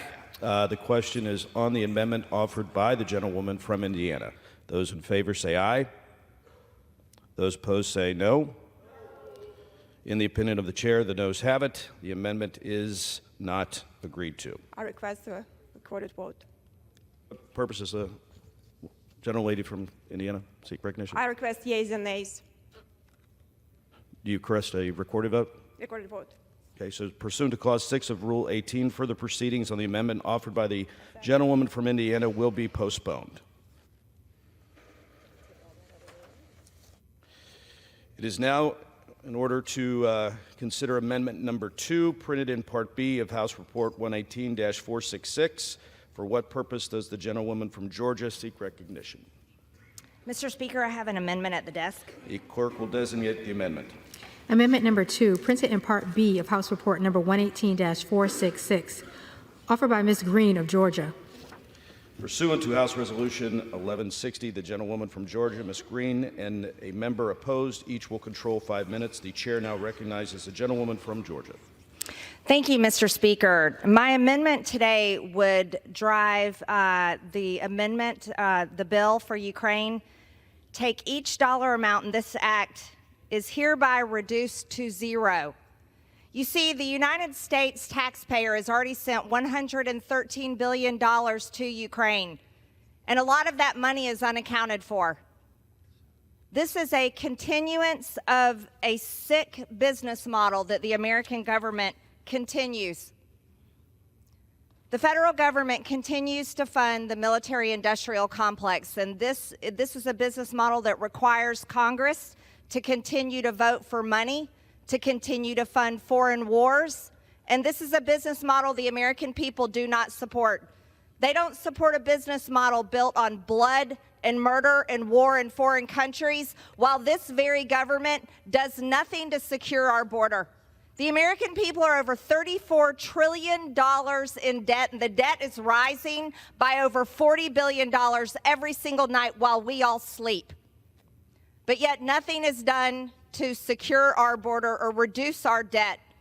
Inflation has driven out of control. Americans are suffering every single day. They can hardly afford their grocery bills. They can hardly afford gas in their car. They can hardly afford rent. And now mortgage payments are well over $3,000, where they were only just over $1,700 3 years ago. The youngest generation, young adults, don't even think they're going to be able to buy a home in their lifetime. And today in Congress, the most important thing that this body thinks should be done is to send another $61 billion to a war in Ukraine that the American people by 70% do not support. Mind you, this comes on the very heels of Monday being April 15th, tax day, where every single American had to scrounge up their money and send their dollars in to the IRS. Or some of them had to file extensions because they weren't ready and didn't have the money to pay their taxes. But today, this body says the most important thing we can do, no, is not reduce spending. That's not it. Not to do anything to drive down inflation. Oh, no, we can't do that for the American people. It's not to secure our own border that is invaded every single day by people from over 160 different countries. No, don't secure the American border. Let everyone in. We have over 1.8 million known gotaways. We don't know who these people are. And yet you have members of this body talking big and tough about, oh, we have to defeat Russia. Oh, we have to protect Ukraine. But yet all of you are unwilling to protect the American citizens that pay your paycheck, pay the light bills in this building, and pay for this entire federal government. For what? For nothing. Ukraine is not even a member of NATO. Ukraine is not a member of NATO. But the most important thing you hear in Washington, D.C. is, oh, we have to spend Americans' hard-earned tax dollars over to Ukraine and keep the money going to continue to murder Ukrainians, wipe out an entire generation of Ukrainian men so that they're widows, they're fatherless orphans, there are not enough men to work in their industries. Oh, but you really support Ukraine. Wow, what kind of support is that? It's repulsive. You know, shame on the American government. Shame on the American government. If we support our military, support our military. We should be funding to build up our weapons and ammunition, not to send it over to foreign countries to kill foreign peoples. And if this body was worth what it claims to be, what it is, every single one of us would be demanding peace in Ukraine between these countries, peace for these people, so that no more of them have to die. But you never hear anybody demanding peace. No, no, no, no. Peace is the last thing Washington wants because it doesn't fit the business model. This is a business model that they say continues our economy, protects American jobs. What a disgusting business model. We should have a business model that builds up our American companies and American jobs to serve American interests, and our military and our government should care about protecting the national security of the United States of America and the Americans that pay their hard-earned tax dollars to fund all of this. America last. America last. That's all this is. Every single day, America last. Gentlewoman's time has expired. I yield. Gentlewoman yields. For what purpose does the gentlewoman from Connecticut seek recognition? Mr. Chair, I rise in opposition to this amendment, strong opposition to this amendment, which would eviscerate Gentlewoman is recognized for the bill. 5 minutes. Thank you. In the post-World War II construct, the United States is the witness to the world on the values of democracy and freedom. These values have provided the United States of America with strong allies across the globe. It has helped our partners in Europe and NATO to support Ukraine against Vladimir Putin's unjust war. If we do not provide munitions, Ukraine will fall and Putin will be emboldened. And the Green Amendment allows Putin to control Europe, abdicating our leadership role and promises to our allies cannot happen. We must support Ukraine's defense. The world prior to World War II was unstable, with authoritarian fascist leaders seeking power, and voting no on this amendment will ensure that history does not in fact, repeat itself. I urge all of you to vote no. I reserve the balance of my time. Gentlelady has the only time. 2 minutes to the gentlewoman from Minnesota, the ranking member of the Defense Subcommittee, Ms. McCollum. Gentlewoman is recognized for 2 minutes. Thank you, Mr. Chair, and I thank the ranking member. I rise in very strong opposition to this amendment. Cutting the funding in this bill would be devastating. To zero out our support for Ukraine would only embolden Putin more. As I said earlier, murdering civilians on a daily basis is what the Russian government is up to, as well as holding thousands of Ukrainian children as captives. As ranking member of the Defense Appropriations Subcommittee, I know the funds included in this bill will provide Ukraine with the vital support they need to defend themselves. If this amendment were to pass, we would send a signal that the United States does not stand against Putin's campaign of death and destruction in Ukraine. We absolutely must stand against Putin's aggression. If Putin is allowed to succeed in snuffing out Ukraine's democracy, it will put our allies in the Balkan states, Poland, Romania, and other NATO partners at great risk. The funds in this bill also strengthens America's national security by supporting our operations in Europe, backfilling our own military stocks so that we are prepared. I strongly urge a no vote on this amendment, and Mr. Speaker, I yield back. The gentlewoman yields back. Gentlewoman from Connecticut.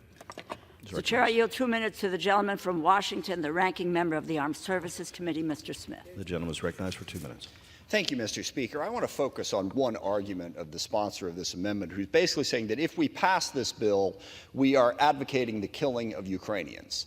That is a uniquely demented way of looking at this war. Putin invades. Putin, as we speak, is bombing and killing Ukrainian civilians. And the only thing that is reducing the number that he can kill is the Ukrainians' ability to fight back. So to look at this from a pure Russian propaganda standpoint, they invade, they bomb, they kill, and it's our fault for helping the Ukrainians defend themselves. That is the argument here against supporting Ukraine, and it literally makes no sense. If you want peace, give the Ukrainians the strength to stop Putin. He is the one that will not come to the bargaining table right now because he thinks he's winning. He thinks he can go all the way to Kyiv. He thinks he can take the whole country. If we give the Ukrainians the ability to stop him, that forces him to the table. It makes no sense to say that giving the Ukrainians the ability to defend themselves is what's killing them, when it is very clearly the Russians that are killing them. And I would also note that no president has added more to the deficit in one 4-year, or the debt, sorry, in one 4-year term than President Trump. And I didn't hear a single Republican complaining about the debt or the deficit during that period of time. The Ukrainians need our help to bring peace, to stop Putin, to stop what he is trying to do. Also, to Ms. McCollum's point, this also helps our industrial base. We face a dangerous world between Russia, Iran, China, North Korea, all of whom are working together, by the way. If we don't help Ukraine stop Russia, that helps Iran, that helps China, that helps North Korea. This is about our national security, which I am quite confident that whether asleep or awake, the American people also care dearly about. Please defeat this amendment and support Ukraine and support United States national security interests. Thank you. I yield back. Gentleman yields. Gentlewoman from Connecticut is recognized. Speaker, I yield back. Gentlewoman yields back. The question is on the amendment offered by the gentlewoman from Georgia. Those in favor say aye. Those opposed say no. In the opinion of the chair, the noes have it. The amendment is not. Mr. Speaker. For what purpose does the gentlewoman from Georgia seek recognition? I ask for the yeas and nays. The gentlewoman asks for a recorded vote. Pursuant to Clause 6 of Rule 18, further proceedings on the amendment offered by the gentlewoman from Georgia will be postponed. The chair understands that Amendment 3 will not be offered. It is now in order to consider Amendment Number 4, printed in Part B of House Report 118-466. For what purpose does the gentlewoman from Florida seek recognition? Thank you, Mr. Speaker. I have an amendment at the desk. The clerk will designate the amendment. Amendment number 4, printed in Part B of House Report number 118-466, offered by Mrs. Kamick of Florida. Pursuant to House Resolution 1160, the gentlewoman from Florida, Ms. Kamek, and a member opposed, each will control 5 minutes. The chair now recognizes the gentlewoman from Florida. Thank you, Mr. Speaker. I yield myself as much time as I may consume. The gentlewoman is recognized. Thank you, Mr. Speaker. I rise in support of my amendment to H.R. 8035, which would eliminate all non-military funding in this Ukrainian aid package. Breaking this down a bit, that would mean cutting nearly $10.5 billion, with a B, from this whopping $60 billion Ukrainian bill. To date, American taxpayers have already given $113 billion to Ukraine since Russia's invasion. This new spending, $60 billion, is designated as emergency spending, meaning it goes straight to our national debt, a national debt that grows every single second to the tune of $8 billion every single day. Since Russia has invaded Ukraine in February of 2022, there has been robust debate in Congress, in this chamber, about the United States' role in the war. Now, while we here in this chamber disagree on the role that we should play, there is one thing that I hope that we can agree on. We, as the United States representatives, should not, and I repeat, should not, forsake our own national security in favor of another nation. We should not secure the borders of nations abroad while simultaneously ignoring the very real and very dangerous border crisis in our own country. While we should debate the merits of providing funds for weapons and equipment to defeat Russia in this conflict, funds that fall outside of immediate, narrow, and lethal aid should not warrant the same urgency or consideration. All told, sections of this bill that are not lethal aid come right to about $10.5 billion, with the bulk of it going to support the Ukrainian economy. Not the American economy, the Ukrainian economy. And anyone who is living under Biden's economic plan right now knows that it sucks. We need to be clear. This is emergency spending, again, going straight to our national debt, full stop. And again, we are borrowing $8 billion a day. Over the past 20 years, Congress has designated $12 trillion in emergency spending. With these funds in the bill that are not designated for military purposes, the American people are resigned, once again, to absorbing another $10.5 billion to support Ukraine and their economy, while simultaneously adding the debt to our $34.7 trillion national debt. That is simply unacceptable.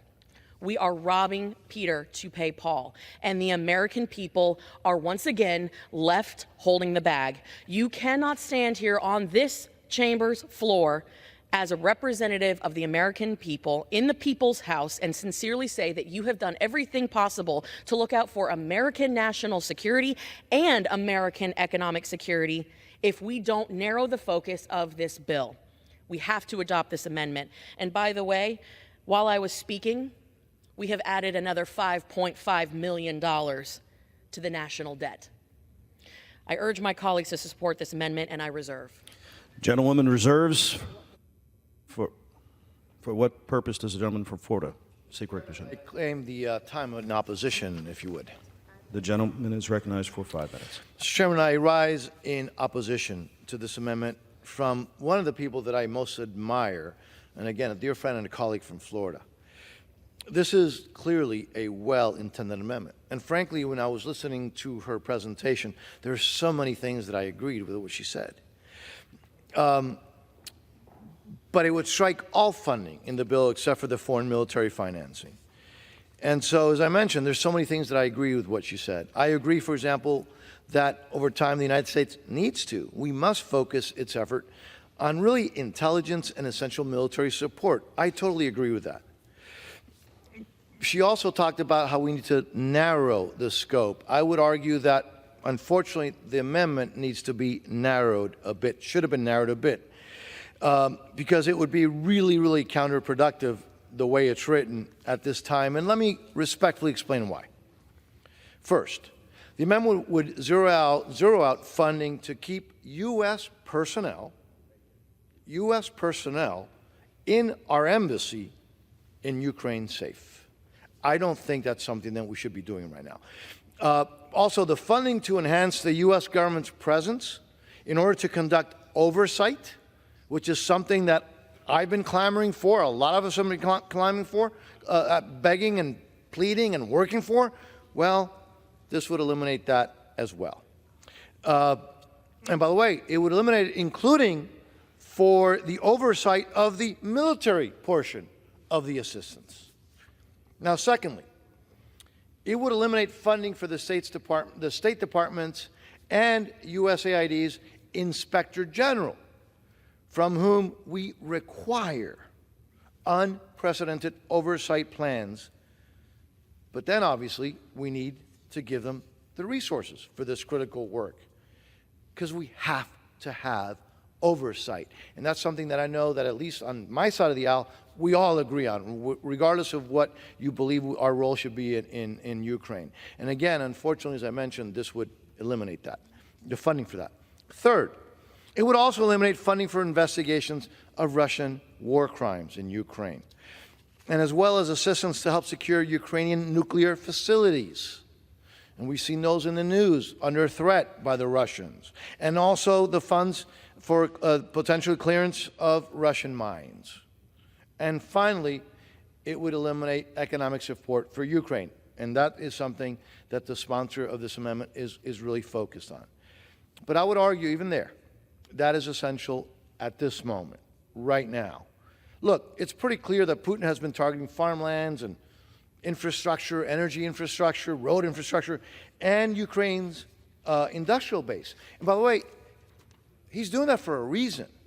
You see, crippling Ukraine's economy, and Putin knows this, has a direct impact on Ukraine's ability to stop Putin. So now, as chairman of the State of Foreign Operations Subcommittee, I can assure you that not only do I understand the sponsor of this amendment's frustration, I get it, I share it. But that's why, again, we need to have the language that's currently in the bill. I understand her concern and her frustration because of the lack of transparency and strategy on the funding that has already been provided.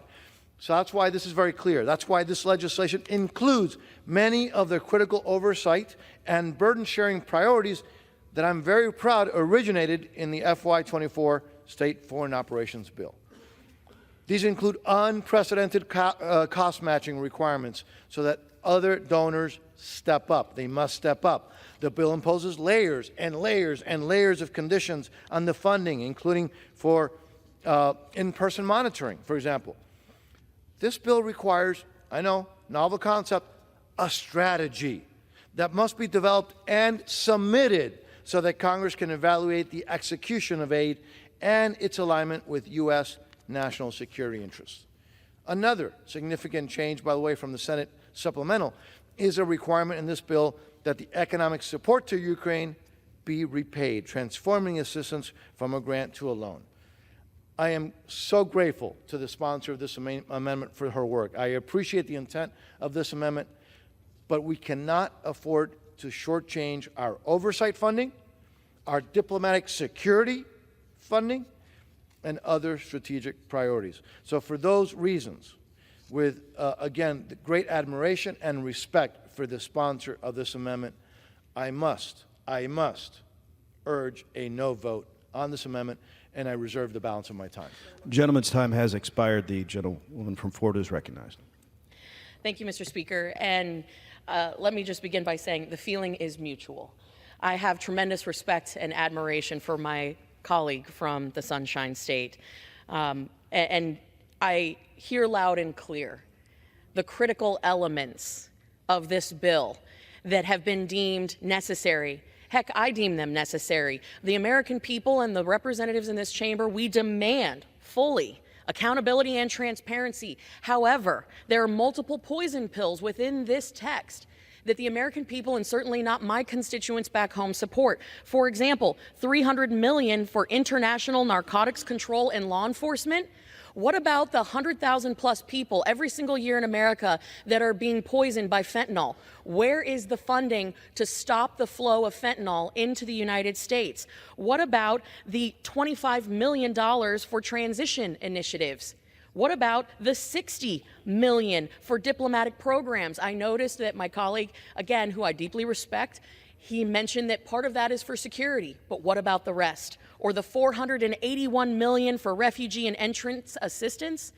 We have a border crisis that has resulted in one of the most egregious public health, public safety, humanitarian, and national security crises in American history. We are approaching over 10 million illegals crossing into our country, being quote unquote paroled, which is just a fancy way of saying catch and release, into the United States, approaching 2 million gotaways. We have a massive crisis here at home, and if America is not safe and secure here at home, we cannot help our partners abroad. I urge respectfully that my colleagues put America first and adopt this amendment. With that, I yield. The gentlewoman from Florida yields. The question is on the amendment offered by the gentlewoman from Florida. Those in favor say aye. Those opposed say no. In the opinion of the chairs, that the noes have it, the amendment is not agreed to. Speaker, I request a recorded vote. A recorded vote is requested pursuant to Clause 6 of Rule 18. Further proceedings on the amendment offered by the gentlewoman from Florida will be postponed.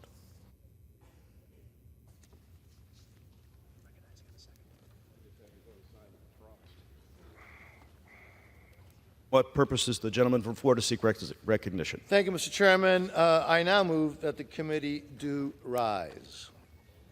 The question is on the motion that the committee rise. All those in favor say aye. Aye. All those opposed say no. Very emotional. The ayes have it. The motion is adopted according to the committee.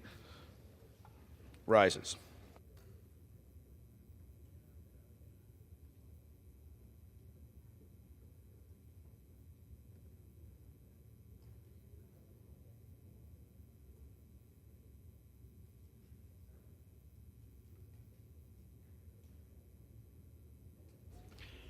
Mr. Chairman.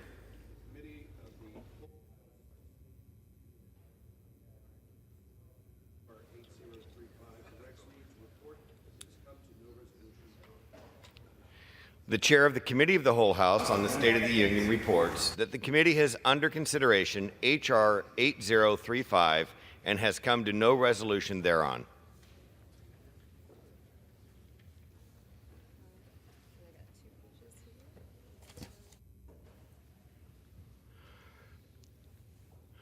For what purpose does the gentleman from California, Mr. Calvert, seek recognition? Mr. Speaker, pursuant to House Resolution 1160, I call up the bill H.R. 8034, the Israel Security Supplemental Appropriations Act of 2024, and ask for its immediate consideration in the House. The clerk will report the title of the bill. H.R. 8034, a bill making emergency supplemental appropriations to respond to the situation in Israel and for related expenses for the fiscal year ending September 30th, 2024, and for other purposes. Pursuant to House Resolution 1160, the bill is considered read. The bill shall be debatable for 30 minutes, equally divided and controlled by the chair and ranking minority member of the committee on the appropriations of their respective designees.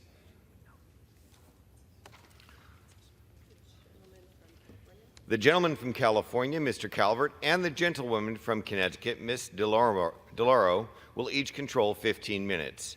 The chair recognizes the gentleman from California, Mr. Calvert. Mr. Speaker, I ask unanimous consent that all members have 5 legislative days to revise and extend their remarks and include extraneous material on the measure under consideration. Without objection. Mr. Speaker, I yield myself what time I may consume. The gentleman is recognized. Mr. Speaker, I rise today to offer House Resolution 8034, the Israel Security Supplemental Appropriations Act of 2024. This bill provides $26.38 billion to fortify America's support of our Israeli allies and defend our troops in the region.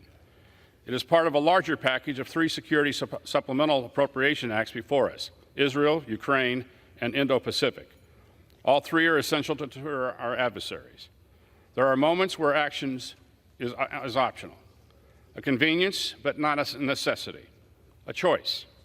This is not one of those moments. The world is in chaos. Americans have been killed, and our allies and partners are dying in the front lines every day. Ukraine is entering its third year of a war to repel Russia's invasion. While forced to conserve their munitions and choose which areas to defend, Israel is avenging its innocent civilians who were murdered, raped, brutalized, and taken hostage by Hamas, while defending its country from a barrage of Iranian missiles. Indo-Pacific nations face China daily with strength and resolve, knowing they are likely next. The United States is not on the sidelines in these conflicts. Our service members are under daily attack in the Red Sea, standing watch along NATO's eastern flank, and being routinely challenged in the Indo-Pacific. 5 American flag-draped coffins have returned home in the past 6 months. When we go to war with what we have. There is no time to forge new alliances, no ability to reconstruct abandoned production lines, and no hidden reserve of fully trained and ready troops. This is the situation our allies and partners in Israel, Ukraine, Taiwan, and other Indo-Pacific nations face today. It is a situation ourselves may face sooner than we think. Xi, Putin, Khamenei, and terrorist leaders will not back down unless met with a strong and resolute America, standing shoulder to shoulder with our constellation of allies and partners. These bills provide the funding necessary to defeat and deter our enemies. While the bills carry the names of other countries, there is one nation that I care about above all others, and that is ours. These conflicts have exposed the fragility of our defense industrial base and dire need to invest in factories, shipyards, assembly lines that manufactures the instruments of our national defense. In recognition of this fact, over $59 billion across these bills go into our defense industrial base, including $3.3 billion to supercharge a submarine industrial base, $29.5 billion to replenish our stocks of U.S. defense systems and services provided to Israel, Ukraine, and Taiwan, $1.13 billion to expand procurement and development of artillery and critical munitions. Each conflict has its unique needs and is addressed in these bills, including $5.2 billion to replenish Israel's Iron Dome, David Sling, and procure the Iron Beam missile defense systems. $542 million for unfunded priorities requested by the Indo-PACOM commander, and $13.8 billion directly to procure U.S. capability for Ukraine. Our servicemen and women across the globe are being asked to operate at a wartime tempo to track, respond, and engage emerging threats. These bills provide the resources necessary to support their operations, with $11.3 billion for current U.S. operations in Europe, $2.4 billion for our forces in the Middle East, who are under daily attack. Mr. Speaker, we have been complacent for far too long, as our allies and partners and our own service members have been under attack. This Congress has a solemn obligation to our military to provide them with the resources they need to deter and win our nation's wars. Douglas MacArthur once said that the history of the failure of war can almost be summed up in 2 words: too late. When conflict occurs, we will fight with what we have and who is with us. Mr. Speaker, I encourage my colleagues to vote yes on these bills to ensure our military readiness and revigorate American defense industry. I encourage them to vote yes to reinforce our Israeli, Ukrainian, Taiwanese, and Indo-Pacific allies and partners. I encourage them to vote yes so that future generations may write on what we did here today. They weren't too late. Thank you, and I reserve the balance of my time. The gentleman reserves. The gentlelady from Connecticut is recognized. Speaker, I yield myself such time as I may consume. The gentlewoman is recognized. Mr. Speaker, I rise in strong support of the Israel Security Supplemental Appropriations Act, which will provide Israel with desperately needed aid to respond to the horrific October 7th attacks and protect itself from Iran and its proxies. What happened in Israel on October 7th was horrifying. On a recent trip to Israel, I saw firsthand the remnants of the violence that innocent people were subjected to, including the site of the Supernova Sukkot gathering, the gathering at which it was a music festival that Hamas attacked, Kibbutz Berei and the homes where so many were massacred, and Hostage Square, where I met with families of those taken hostage by Hamas. The United States has not forgotten October 7th, and today we are providing the aid Israel has needed since the day Hamas terrorists killed innocent Israeli civilians in the worst attack on Jewish people since the Holocaust. Just last weekend, Israel was openly and directly attacked by Iran. I applaud the role of the United States in providing Israel with support in its defense against that attack. But while we must ensure Israel can stand strong in the face of adversaries like Iran that seek its annihilation, we must also ensure that every step possible is taken to protect innocent life in Gaza and elsewhere. On my trip, we also went to Kirbet Zunuta, a Palestinian village in the West Bank, where settlers destroyed homes and a school. On the trip, we were also briefed by from Gaza by humanitarian organizations, including UNRWA, which have lost hundreds of staff to the violence.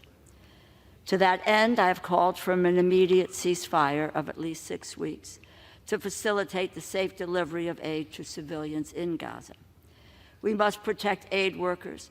We must open additional crossings to bring in at least 500 trucks a day and ensure that food is never used as a weapon of war. Innocent families are in danger. Children are starving, and civilian casualties are mounting, not just in Gaza, but in conflict zones all around the world.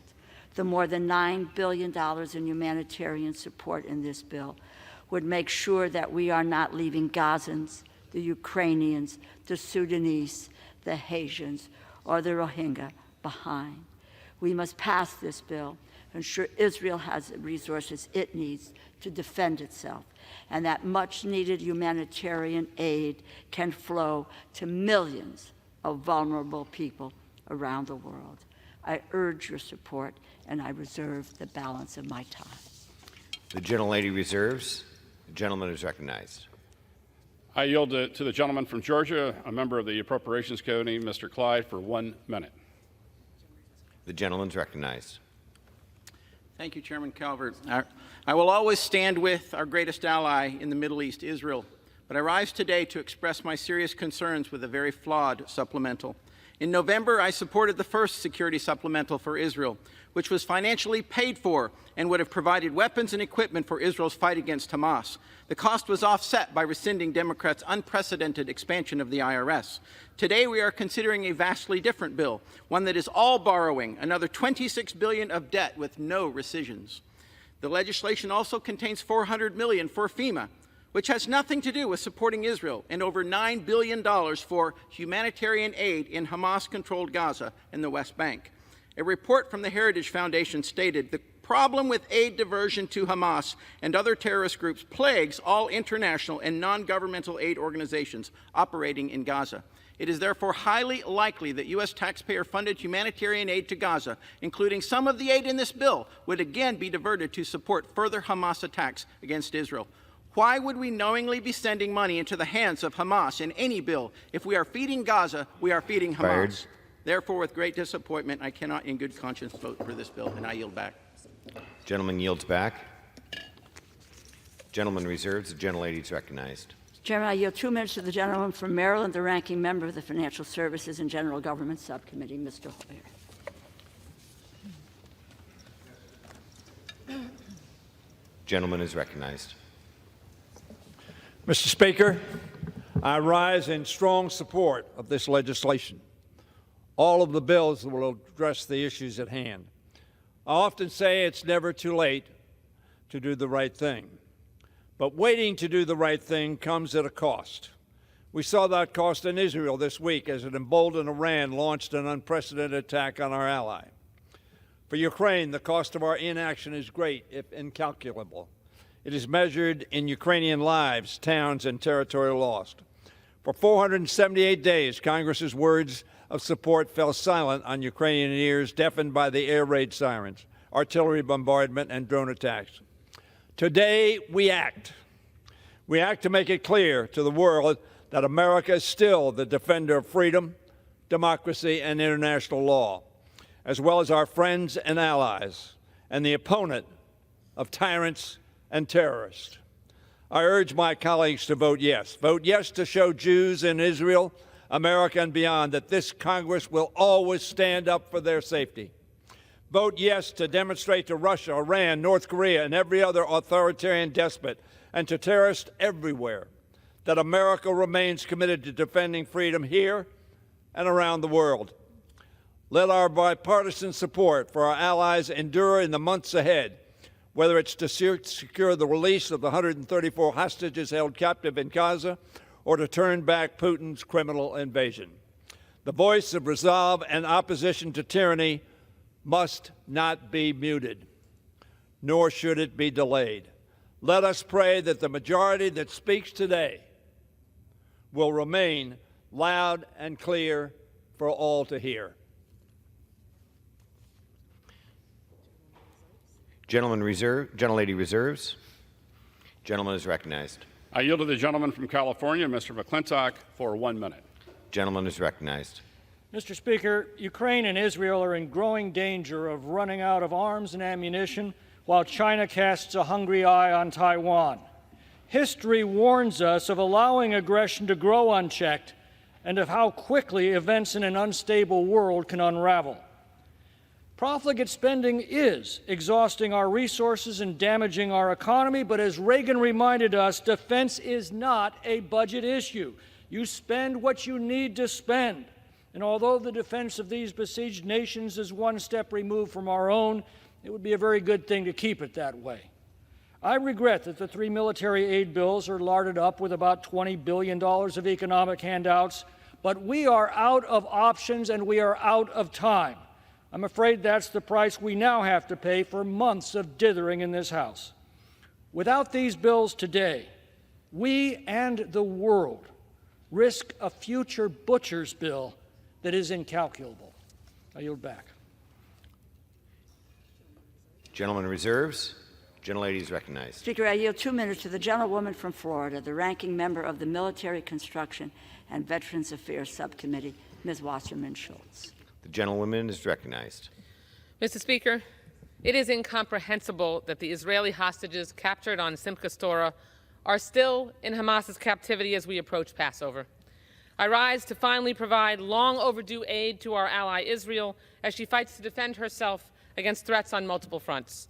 On October 7th, Hamas launched a massacre that led to the deadliest day for Jews since the Holocaust. Hamas murdered, raped, and captured Israelis, Americans, Jews, Muslims, Christians, and people from dozens of countries. Hamas broke a ceasefire and declared war on humanity. Since that bloody day, Hamas terrorists have promised to carry out the attack again and again. I recently visited Israel for the 3rd time since October 7th. I saw the realities of Hamas's dedication to annihilate Israel. I will never be able to unsee the images at the Nova Festival site where Hamas massacred hundreds of young people. The road leading towards the site is littered with burn marks, where cars with people fleeing for their lives were burned alive on the spot. You walk into the festival site and see hundreds of memorials to the innocent victims who were murdered in cold blood. At Kibbutz Kfar Aza, we saw homes riddled with bullet holes and burned to the ground with people still in them. This is what Israel is up against. This is what Israel must defend against. Maniacal terrorism dedicated to the destruction of not just the state of Israel, but of all Jews. Israel fights not only to destroy Hamas's Iran-backed military capabilities, but to send a clear message to our adversaries who seek to erase the Jewish state: you will not be successful. President Biden, Leader Jeffries, and Democrats have fought for months to send this critical security assistance, as well as life-saving humanitarian aid for the Palestinian people who are also victims of Hamas. A vote against this bill is a vote to deny that aid. I am proud to support this vital effort to help Israel in this existential battle and aid civilians. And I urge my colleagues to join me to free Gaza from Hamas. Am Israel Chai. I yield back the balance of my time. Gentleman yields. Gentleman is recognized. I yield to the gentleman from New York, Mr. Lawler, 1 minute. Gentleman is recognized. Our country is at a most critical juncture. Do we take a step back, watch our allies fall, and allow terror to spread? Or do we stand strong as leader of the free world and stand up for our allies and take on our adversaries? To me, the answer is clear. The legislation we're debating today has the potential to turn the tide in Ukraine, protect our ally Israel, and deter China from attacking Taiwan. There's no question that under the Biden administration, the world has become a tinderbox. Conflict erupting across the globe. Our allies are under attack. China, Russia, and Iran are engaged in an unholy alliance, seeking to undermine and destabilize the U.S., Israel, and the free world. We are the leader of the free world. It requires us to lead. We cannot abdicate the responsibilities that come along with it. The time for choosing is here. The time for action is now. I choose to act in defense of freedom, democracy, and America's role in the world. I support aid to our allies. I support holding our adversaries accountable. And I support America being that shining city upon a hill. We cannot give in. Victory at all cost. Gentleman yields back. Gentleman reserves. Gentlewoman is recognized. Speaker, I yield 1.5 minutes to the gentlewoman from Florida, a member of the Appropriations Committee, Ms. Frankel. Gentlewoman is recognized. Thank you, Mr. Speaker. I urge support of this bill, which sends military aid to Israel to defend herself, protects U.S. troops in the Middle East, and provides urgently needed food and medicine to those suffering in places like Gaza, Sudan, and Ukraine. Mr. Speaker, my grandfather, Abe, he fled Europe as the Nazis took over, as they murdered 6 million Jews. Today, almost half of the world's Jewish population, over 7 million people, live in Israel. And with calls from river to the sea, Iran's regime and its proxies have vowed to wipe Israel off the map. Hezbollah fires rockets. Hamas brutally attacks innocent Israelis, raping women, taking hostages. Iran sends a barrage of missiles as it builds its nuclear arsenal. Make no mistake, Iran is not our friend either. Israel's security is our security. And without our attention and resources, the Middle East is at risk. The funding in this bill will save lives. Missile defense for our ally, protecting our troops in the Middle East, and humanitarian aid for the heartbreaking need around the world. I yield back. Gentlewoman yields. Reserves. Gentleman is recognized. I yield to the gentleman from New Jersey, Mr. Kane, for 1 minute. The gentleman is recognized. Mr. Speaker, I rise today in support of H.R. 8034, the Israel Security Supplemental Appropriations Act of 2024. This bill will ensure that Israel has the means to defeat its enemies and defend its people. This legislation also sends a signal to Iran and its proxies that the United States stands with its allies and partners in the Middle East and will remain a strong presence in the region. I also urge support for the Ukraine Security Supplemental Appropriations Act of 2024. Ukraine is fighting for its life every day against Vladimir Putin. Make no mistake, Putin is seeking to extend his control over Central and Eastern Europe, including nations who are now NATO allies. He does not recognize national sovereignty or borders. Putin is deepening his ties with Iran. These bills are not only for the security and preservation of Israel, Ukraine, and Taiwan, but also for continued American leadership on the world stage. We must stand together with our allies and partners and against authoritarianism. Thank you. Gentleman reserves. Gentlewoman is recognized. Mr. Speaker, I yield a minute and a half to the gentleman from Wisconsin, Mr. Pocan, a member of the Appropriations Committee. Gentleman is recognized. Thank you. Thank you, Mr. Speaker. Since the October 7th Hamas attack, Netanyahu has responded with a widespread bombing campaign in Gaza. Just yesterday, 9 Palestinians were killed in a strike near Rafah, 6 being children. This is anything but going after Hamas. This is a collective punishment of all Palestinians in Gaza. Netanyahu doesn't support the United States' position of a two-state solution for peace. He doesn't respect our urges not to invade Rafah. He disputes what the U.S. and aid groups have said about famine taking over in Gaza, and he launched an attack on Iran after the White House told him not to. If he's not listening to us on matters of international security, how can he be trusted with more offensive weapons? Enough is enough.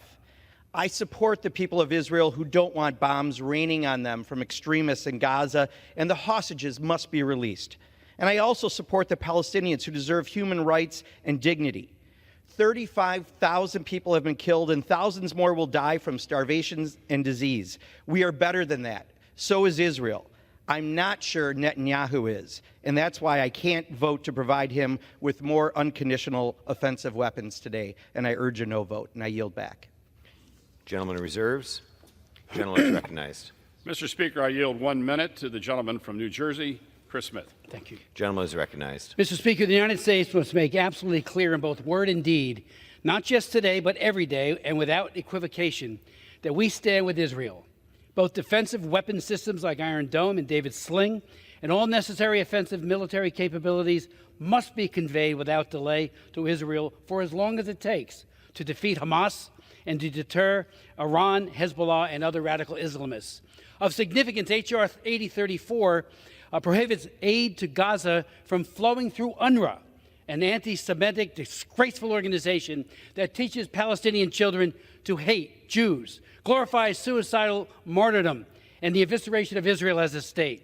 UNRWA is a child soldiers' factory that we have funded for decades. 21 years ago, on this floor, 2003, I offered an amendment that passed the House to defund UNRWA. Senate never acted. A few weeks ago, the Foreign Affairs Committee passed my bill to stop UNRWA funding. This bill, and I thank my friends for bringing it to the floor, defunds UNRWA. Israel has an absolute right to exist, free from aggression and anti-Semitic hate. Thank you. Gentleman reserves. Gentlewoman is recognized. Speaker, I yield 1 minute to the gentleman from California, Mr. Sherman. Gentleman is recognized.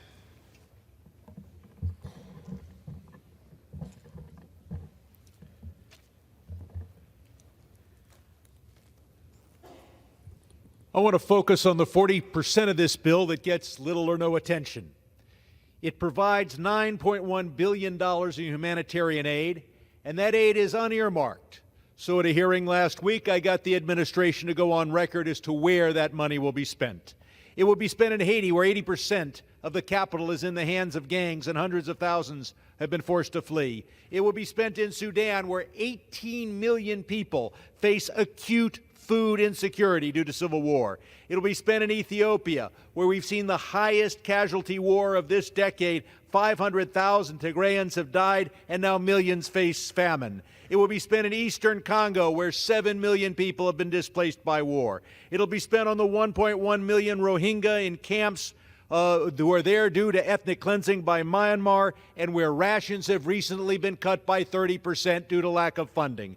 It'll be spent in Armenia, where 120,000 refugees are there because of Azerbaijan's ethnic cleansing. It will be spent to meet the critical needs in Gaza. This bill will save hundreds of thousands, I believe millions of lives. Vote yes, and I want to commend President Biden for putting this whole package together back in October. It is Gentleman's time has to pass expired. it now. Gentlewoman reserves. Gentleman is recognized. Mr. Speaker, I yield 1 minute to the gentleman from Pennsylvania, Mr. Fitzpatrick. Gentleman is recognized. Speaker, several months ago, myself and a bipartisan group of my colleagues introduced a bill, the Defending Borders, Defending Democracies Act. And that is exactly what we will be voting on today. First, defending our border from cartels. There are 200 kids a day dying in this country from fentanyl that we can trace directly back to that southern border. That's the equivalent of a Boeing 747 aircraft crashing every single day and nobody caring about it. We have to fix our southern border. Second, we're also going to defend the borders of our democratic allies, Israel, Taiwan, and Ukraine. Taiwan and Ukraine being invaded by communist dictators and Israel being invaded by terrorists. I would hope that we could all agree on those two concepts in this chamber. We have to defend borders and defend democracies. You can't pick and choose which one of those you're going to support. That is hypocritical and intellectually inconsistent. Defend our border and the borders of Ukraine, Israel, and Taiwan. All of the above. I'm proudly going to vote for all three. And I yield back. Gentleman reserves. Gentlewoman is recognized. Speaker, I yield 1 minute to the gentlewoman from North Carolina, Ms. Manning. Gentlewoman is recognized. Mr. Speaker, I rise in strong support of H.R. 8034, the long overdue aid to our democratic ally Israel. Israel is fighting an existential battle against Iran and its proxies, Hamas and Hezbollah. I have seen with my own eyes the gruesome devastation wrought by Hamas's October 7th terrorist attack, and I worry every day about the hostages who are still being held by Hamas. Last Saturday, Iran unleashed an unprecedented attack on Israel with 300 drones and missiles. If only one ballistic missile had hit its target, there would have been devastating loss of life, loss of Jews, Muslims, and Christians. I ask my colleagues to remember a no vote would deny much-needed humanitarian aid and much-needed funding for the nonprofit security grant program to help high-risk religious institutions in our country. The world is watching to see if we will stand with our allies, with Israel and Ukraine, in their time of need. I urge my colleagues to vote yes. Gentlewoman reserves. The gentleman is recognized. Mr. Speaker, I yield 30 seconds to the gentleman from South Carolina, Mr. Wilson. The gentleman's recognized. Thank you, Mr. Speaker. We're in a war we didn't choose. Dictators with rule of gun invading democracies with rule of law. We see this with the invasion by Putin. But I'm really grateful to see the bipartisanship here today. Donald Trump established the embassy in Jerusalem. He stood with Israel. He sent Javelin missiles to stop Putin and Ukraine. He put American troops in Poland to stop war criminal Putin. It was Donald Trump that tried to stop Nord Stream 2, which finances the oppression by Putin of the people of Russia, leading to the assassination of Alexei Navalny. I yield back.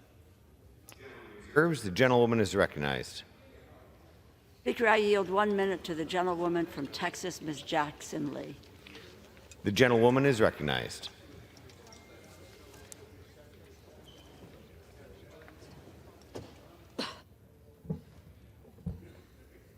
We can do no less than to come to this floor today to be the American and the America that we have known around the world to become. And that is freedom-loving, democracy standing for, and watching our men and women go overseas, in many instances, to shed their blood for others, as well as the American people. I cannot stand by while babies die and while mothers lose their babies in their womb. Stand today so that we can make sure that the people in Gaza continuously have the funding that is necessary, that Israel and Ukraine can stand up for others while they're fighting for democracy. It is important to take note that our allies include Taiwan as well. It is important to note as well that the future of America is not yesterday, it is now. Are we going to accept the challenge of being the kind of nation that does not selfishly stand for itself, but fights for others? Let us vote for this funding bill because the war must end in peace and must end now. End the war now in peace. I yield back. Gentlewoman reserves. The gentleman is recognized. Mr. Speaker, may I inquire how much time is remaining? The gentleman has 3.5 minutes remaining. I reserve. The gentleman reserves. The gentlewoman is recognized. Reserve. The gentlewoman reserves. Is everybody prepared to close? I'd like to ask the gentlelady, we have one more speaker remaining. Does the gentlelady have any speakers?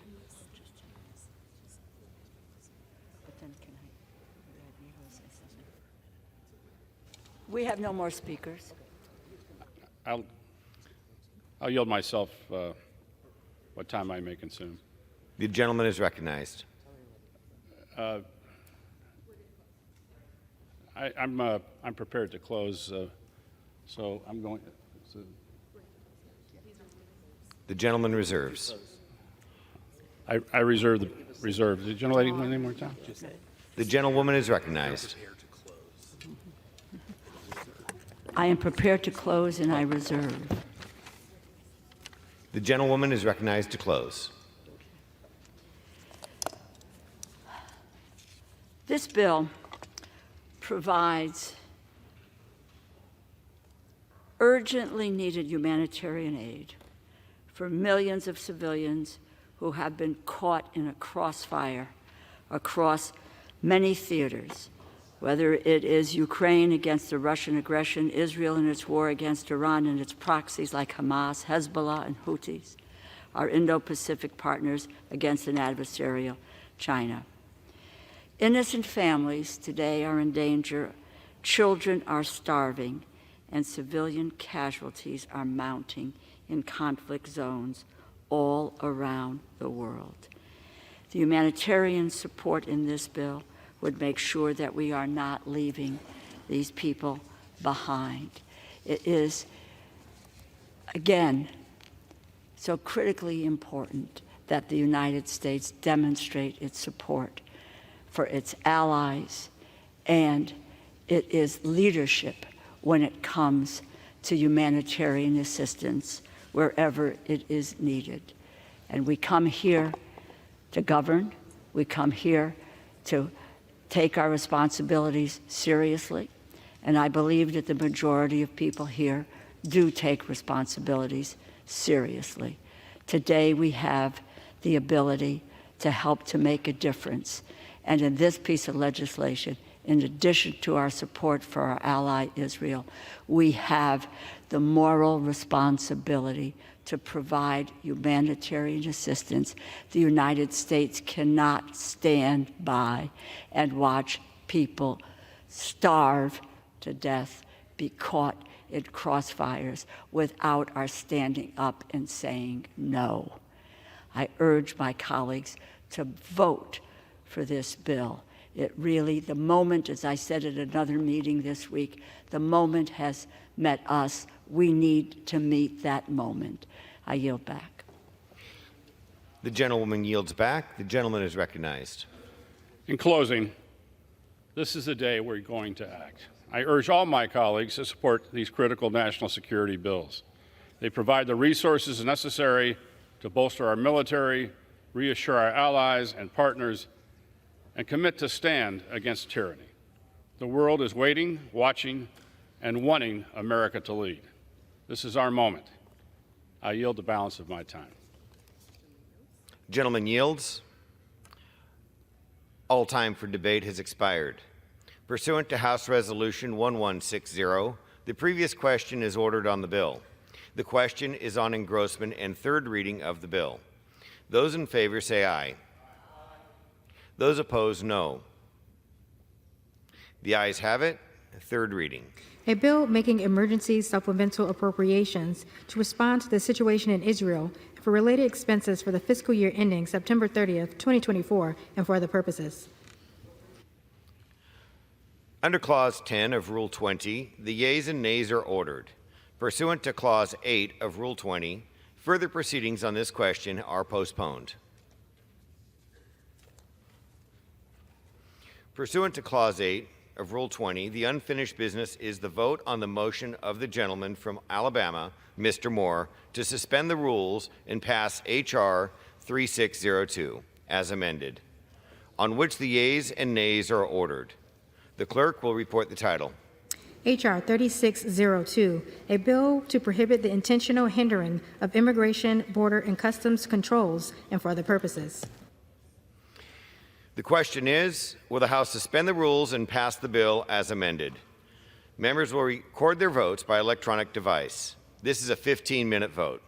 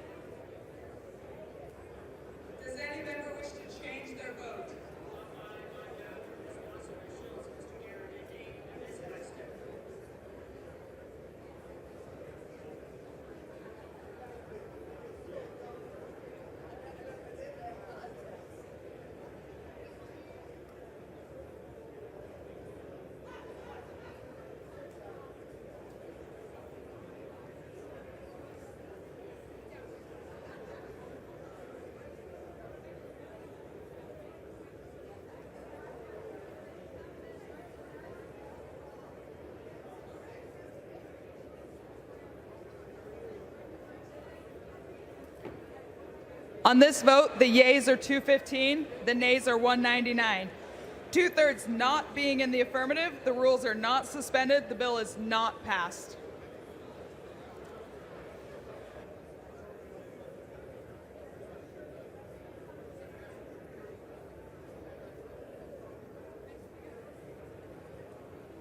Pursuant to House Resolution 1160 and Rule 18, the chair declares the House in the Committee of the Whole on the State of the Union for the further consideration of H.R. 8038. Will the gentleman from New York, Mr. Molinaro, kindly take the chair?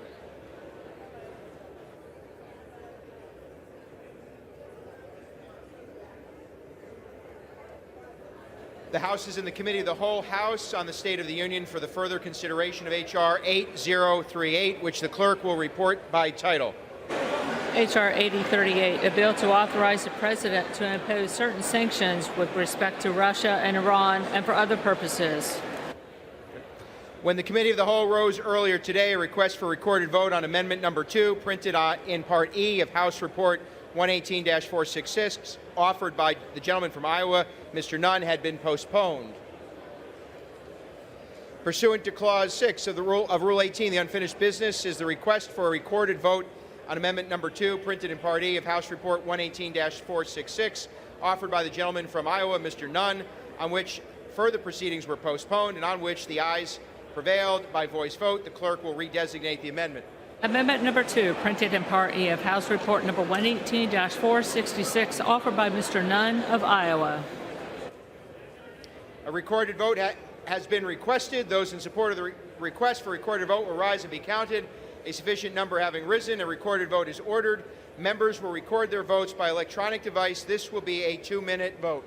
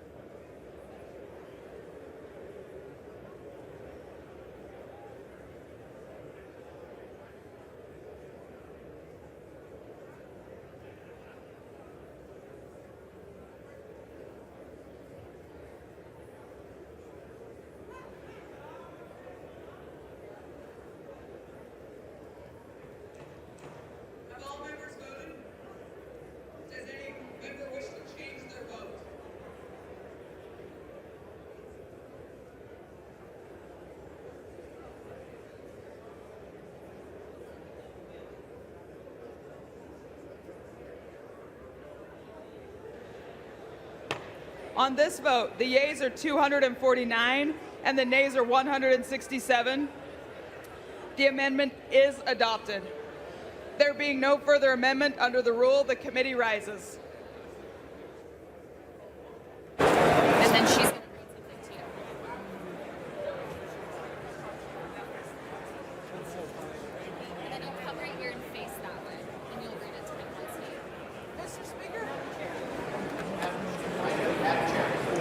Mr. Speaker, the Committee of the Whole House on the State of the Union has had under consideration H.R. 8038, and pursuant to House Resolution 1160, I report the bill as amended by that resolution back to the House with sundry further amendments adopted in the Committee of the Whole. Beautiful. Thank you again. The Chair of the Committee of the Whole on the State of the Union reports that the committee has had under consideration the bill H.R. 8038 and pursuant to House Resolution 1160 reports the bill as amended pursuant to that resolution back to the House with sundry further amendments adopted in the Committee of the Whole. Under the rule, the previous question is ordered. Pursuant to House Resolution 1160, the question on adoption of the further amendments will be put en gross. The question is on adoption of the amendment. Those in favor, please say aye. Those opposed, please say no. The ayes have it. The amendments are adopted. The question is on the engrossment and third reading of the bill. Those in favor, please say aye. Those opposed, no. The ayes have it. Third reading. A bill to authorize the President to impose certain sanctions with respect to Russia and Iran and for other purposes. The question is on the passage of the bill. Those in favor, please say aye. Those opposed, say no. The ayes have it. The bill. For what purpose does the gentleman from Texas seek recognition? I request the yeas and the nays. The yeas and nays are requested. Those favoring a vote by the yeas and nays will rise. Sufficient number having risen, the yeas and nays are ordered. Members will record their votes by electronic device.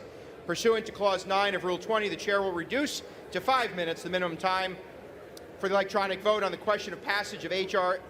8036. This is a 5-minute vote.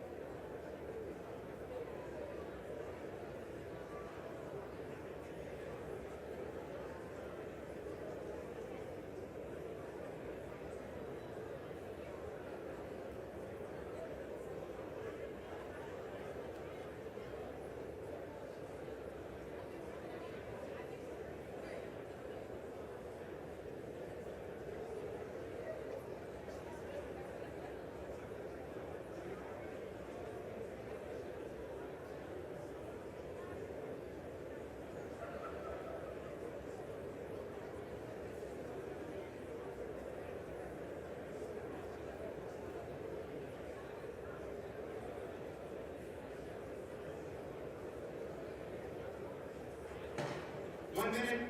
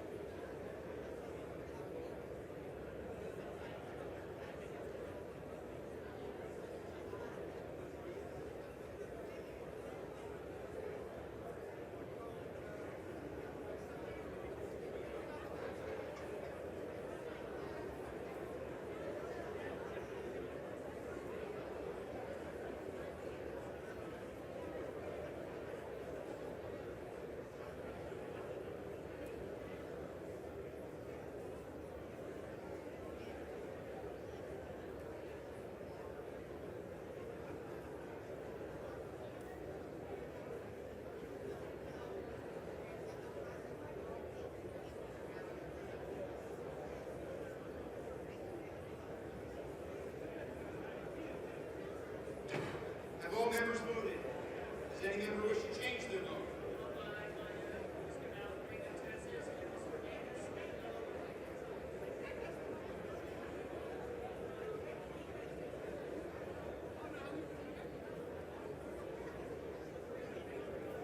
On this vote, the yeas are 360 and the nays are 58. The bill is passed without objection. A motion to reconsider is laid on the table.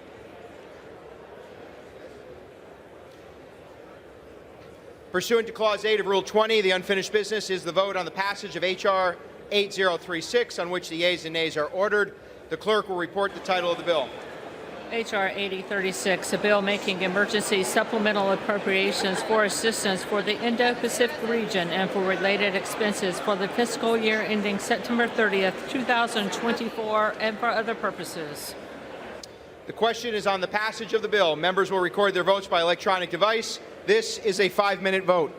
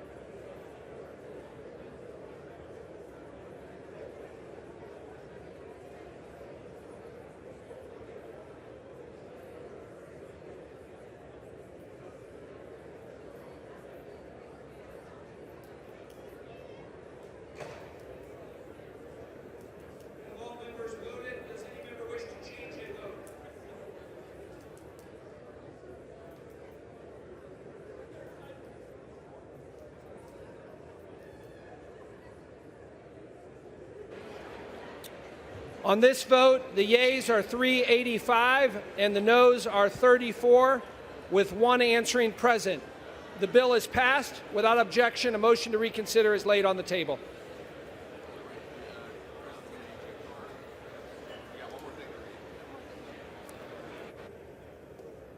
Pursuant to House Resolution 1160 and Rule 18, the Chair declares the House in the Committee of the Whole House on the State of the Union for further consideration of H.R.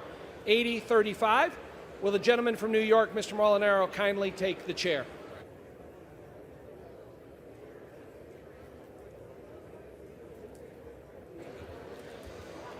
The House is in the Committee of the Whole on the State of the Union for the further consideration of H.R. 8035, which the clerk will report by title. A bill making emergency supplemental appropriations to respond to the situation in Ukraine and for related expenses for the fiscal year ending September 30th, 2024, and for other purposes. When the Committee of the Whole rose earlier today, a request for recorded vote on Amendment Number 4, printed in Part B of House Report 118-466, offered by the gentlewoman from Florida, Mrs. Kamek, had been postponed. Pursuant to Clause 6 of Rule 18, proceedings will now resume on those amendments printed in Part B of House Report 118-466, on which further proceedings were postponed in the following order. Amendment Number 1 by Ms. Spartz of Indiana, Amendment Number 2 by Ms. Green of Georgia, Amendment Number 4 by Ms. Kamek of Florida. The Chair will reduce to 2 minutes the minimum time for any electronic vote in this series. The unfinished business is the request for recorded vote on Amendment Number 1, printed in Part B of House Report 118-466, offered by the gentlewoman from Indiana, Ms. Spartz, on which further proceedings were postponed and on which the noes prevailed by voice vote. The clerk will redesignate the amendment. Amendment Number 1, printed in Part B of House Report Number 118-466, offered by Ms. Spartz of Indiana. Recorded vote has been requested. Those in support of the request for recorded vote will rise and be counted. A sufficient number having risen, a recorded vote is ordered. Members will record their votes by electronic device. This is a 2-minute vote.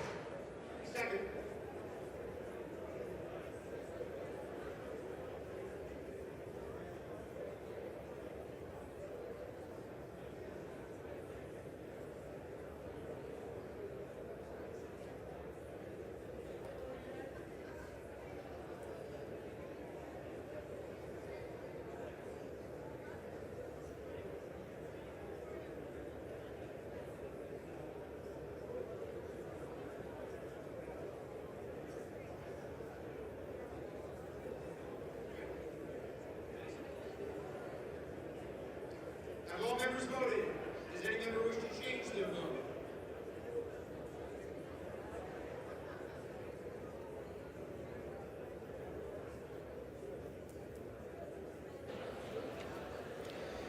On this vote, the yeas are 105, the nays are 319.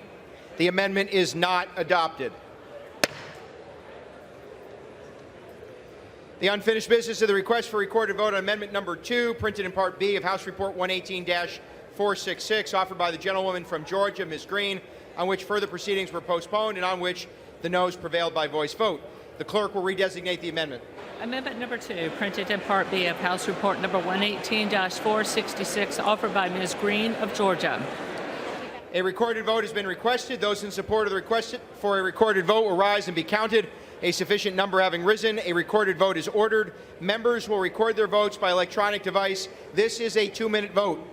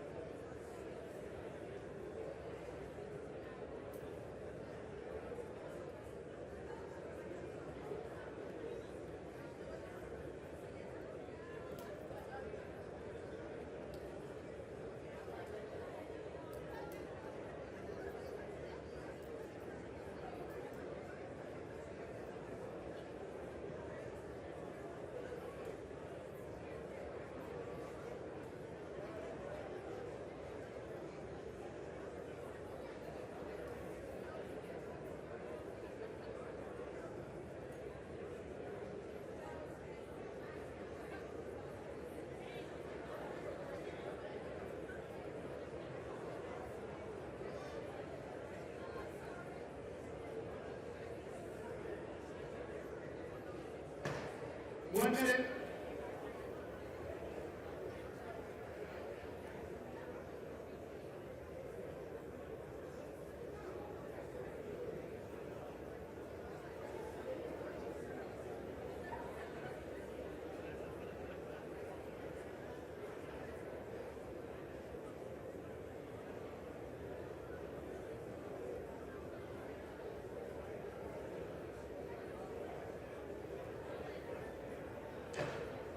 Seconds.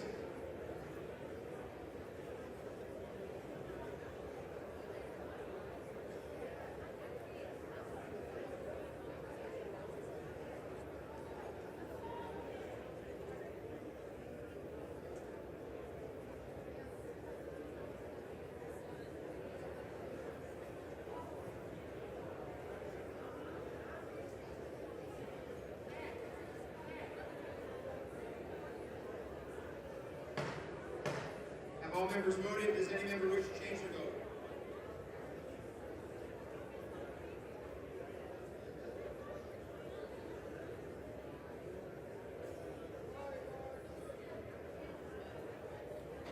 On this vote, the yeas are 71, the nays are 351. The amendment is not adopted.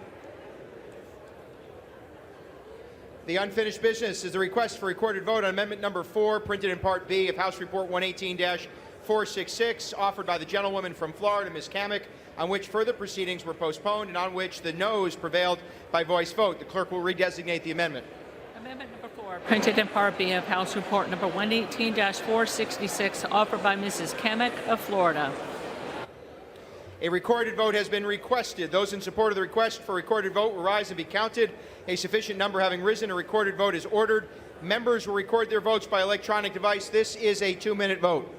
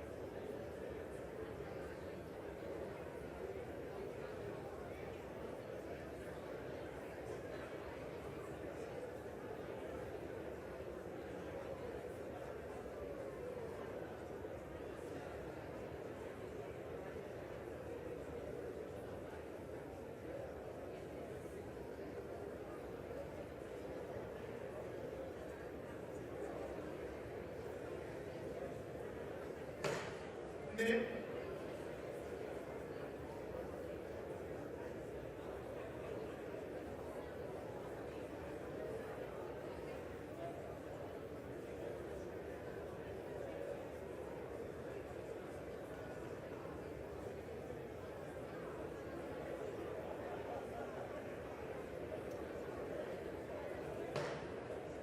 Second.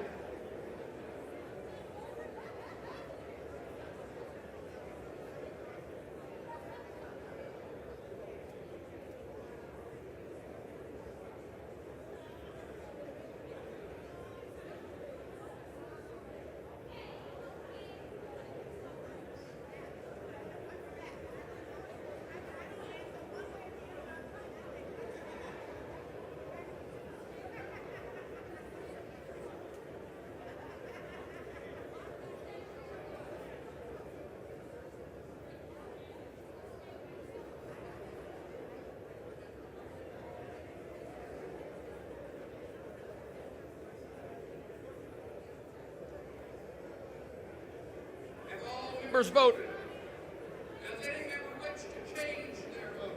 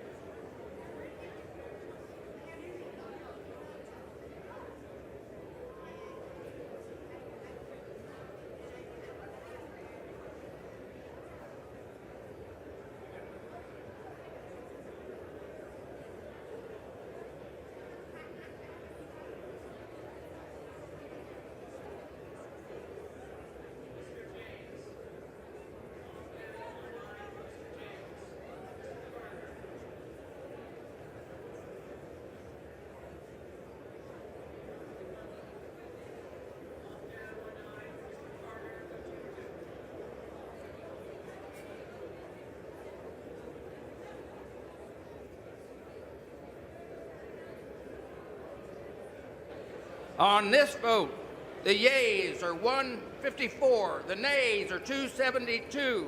The amendment is not adopted. There being no further amendments under the rule, the committee rises.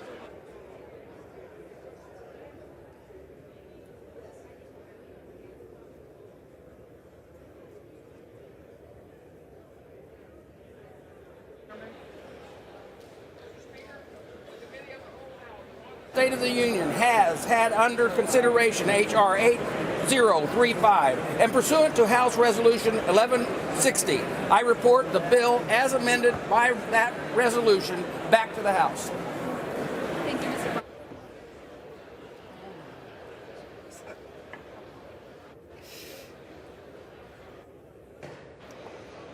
The chair of the Committee of the Whole, House on the State of the Union, reports that the committee has had under consideration the bill H.R. 8035, and pursuant to House Resolution 1160, reports the bill as amended by that resolution back to the House. Under the rule, the previous question is ordered. The question is on the engrossment and third reading of the bill. Those in favor, please say aye. Those opposed, say no. The ayes have it. Third reading. Making emergency supplemental appropriations to respond to the situation in Ukraine and for related expenses for the fiscal year ending September 30th, 2024, and for other purposes. The House will be in order. The House will be in order. For what purpose does the gentleman from Texas seek recognition? The clerk will report the motion. Texas moves to recommit the bill H.R. 8035 to the Committee on Appropriations. Pursuant to Clause 2B of Rule 19, the previous question is ordered on the motion to recommit. The question is on the motion to recommit. Those in favor, please say aye. Those opposed, please say no. No. It's close. In the opinion of the chair, in the opinion of the chair, the noes have it. Mr. Speaker. The gentleman from Texas. Request a recorded vote.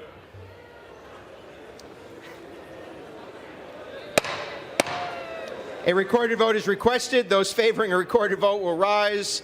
A sufficient number having risen, a recorded vote is ordered. Members will record their vote by electronic device.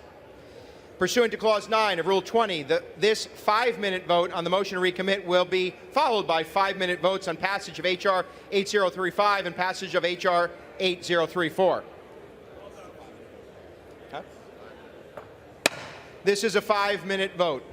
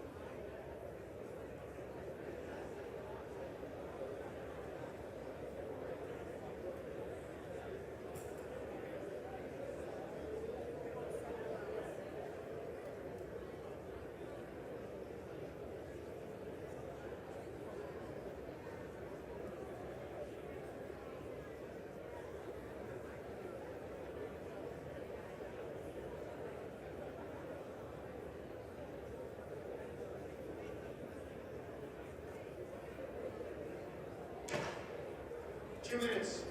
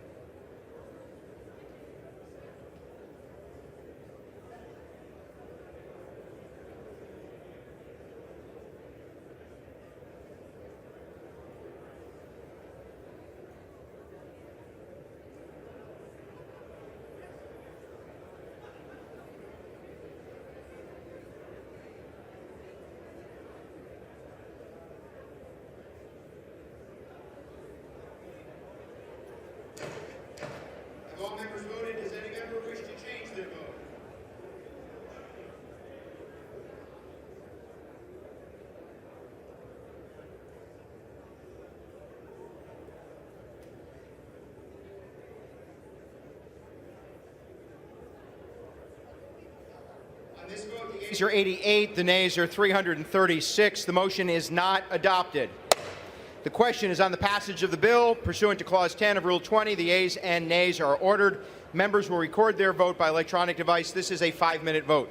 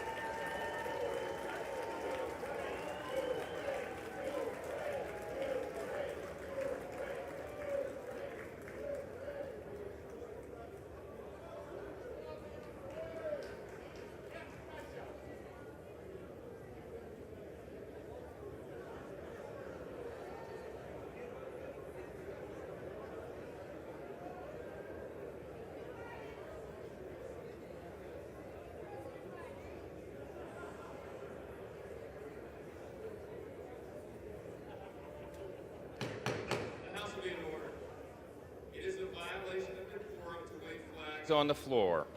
The chair has said it. The speaker's repeated it. Please put the flags down or resume the vote.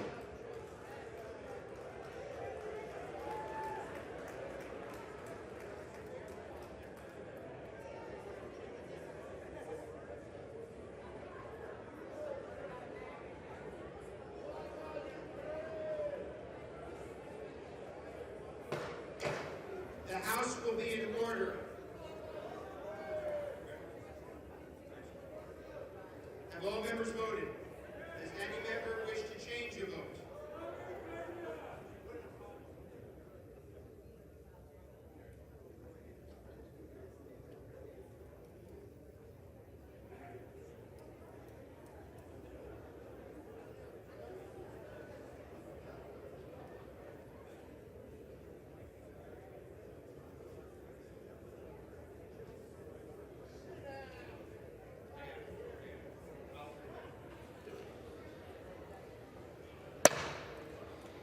On this vote, the yeas are 311 and the nays are 112. The bill is passed.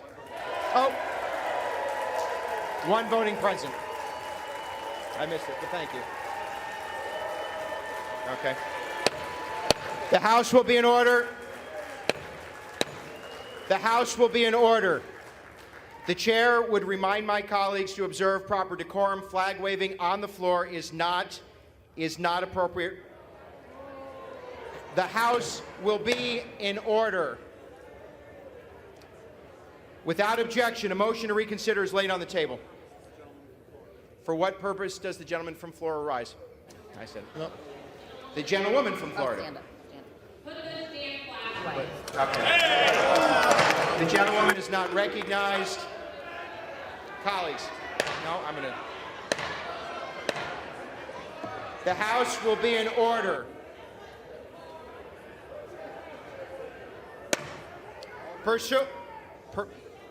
All members are reminded to observe decorum. Speakers are reminded to address the chair. And pursuant to Clause 8 of Rule 20, the unfinished business is the vote on the passage of H.R. 8034, on which the yeas and nays are ordered. The clerk will report the title of the bill. H.R. 8034, a bill making emergency supplemental appropriations to respond to the situation in Israel and for related expenses for the fiscal year ending September 30th, 2024, and for other purposes. The question is on the passage of the bill. Members will record their votes by electronic device. This is a 5-minute vote.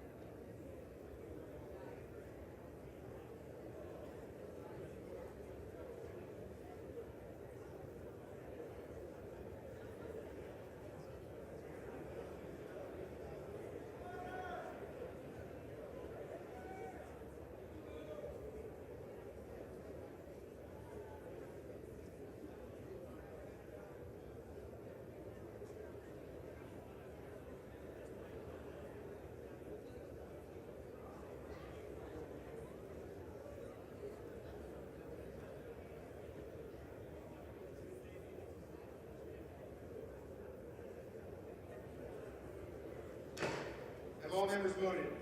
Does any member wish to change their vote?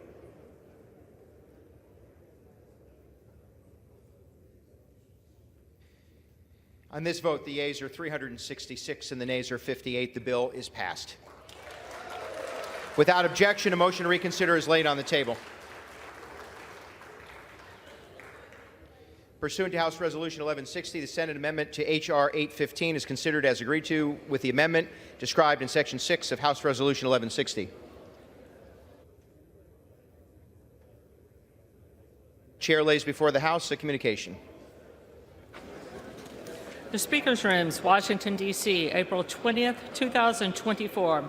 I hereby designate the period from Saturday, April 20th, 2024 through Sunday, April 28th, 2024 as a district work period under Section 3Z of House Resolution 5. Signed, Mike Johnson, Speaker of the House of Representatives.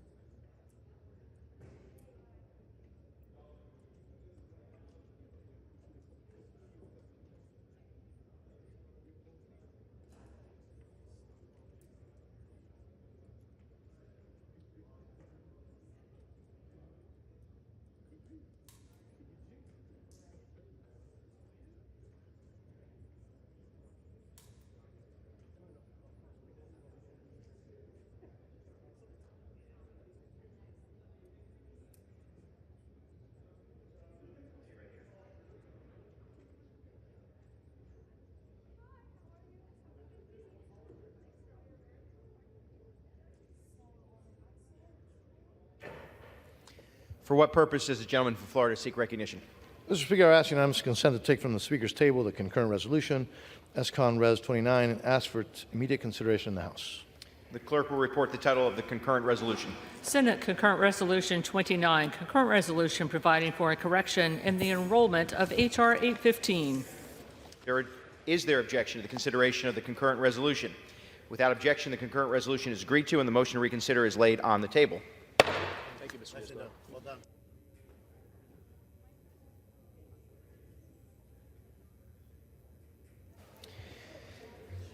Pursuant to Section 3Z of House Resolution 5, the House stands adjourned until 10:30 a.m. on Tuesday, April 23, 2024.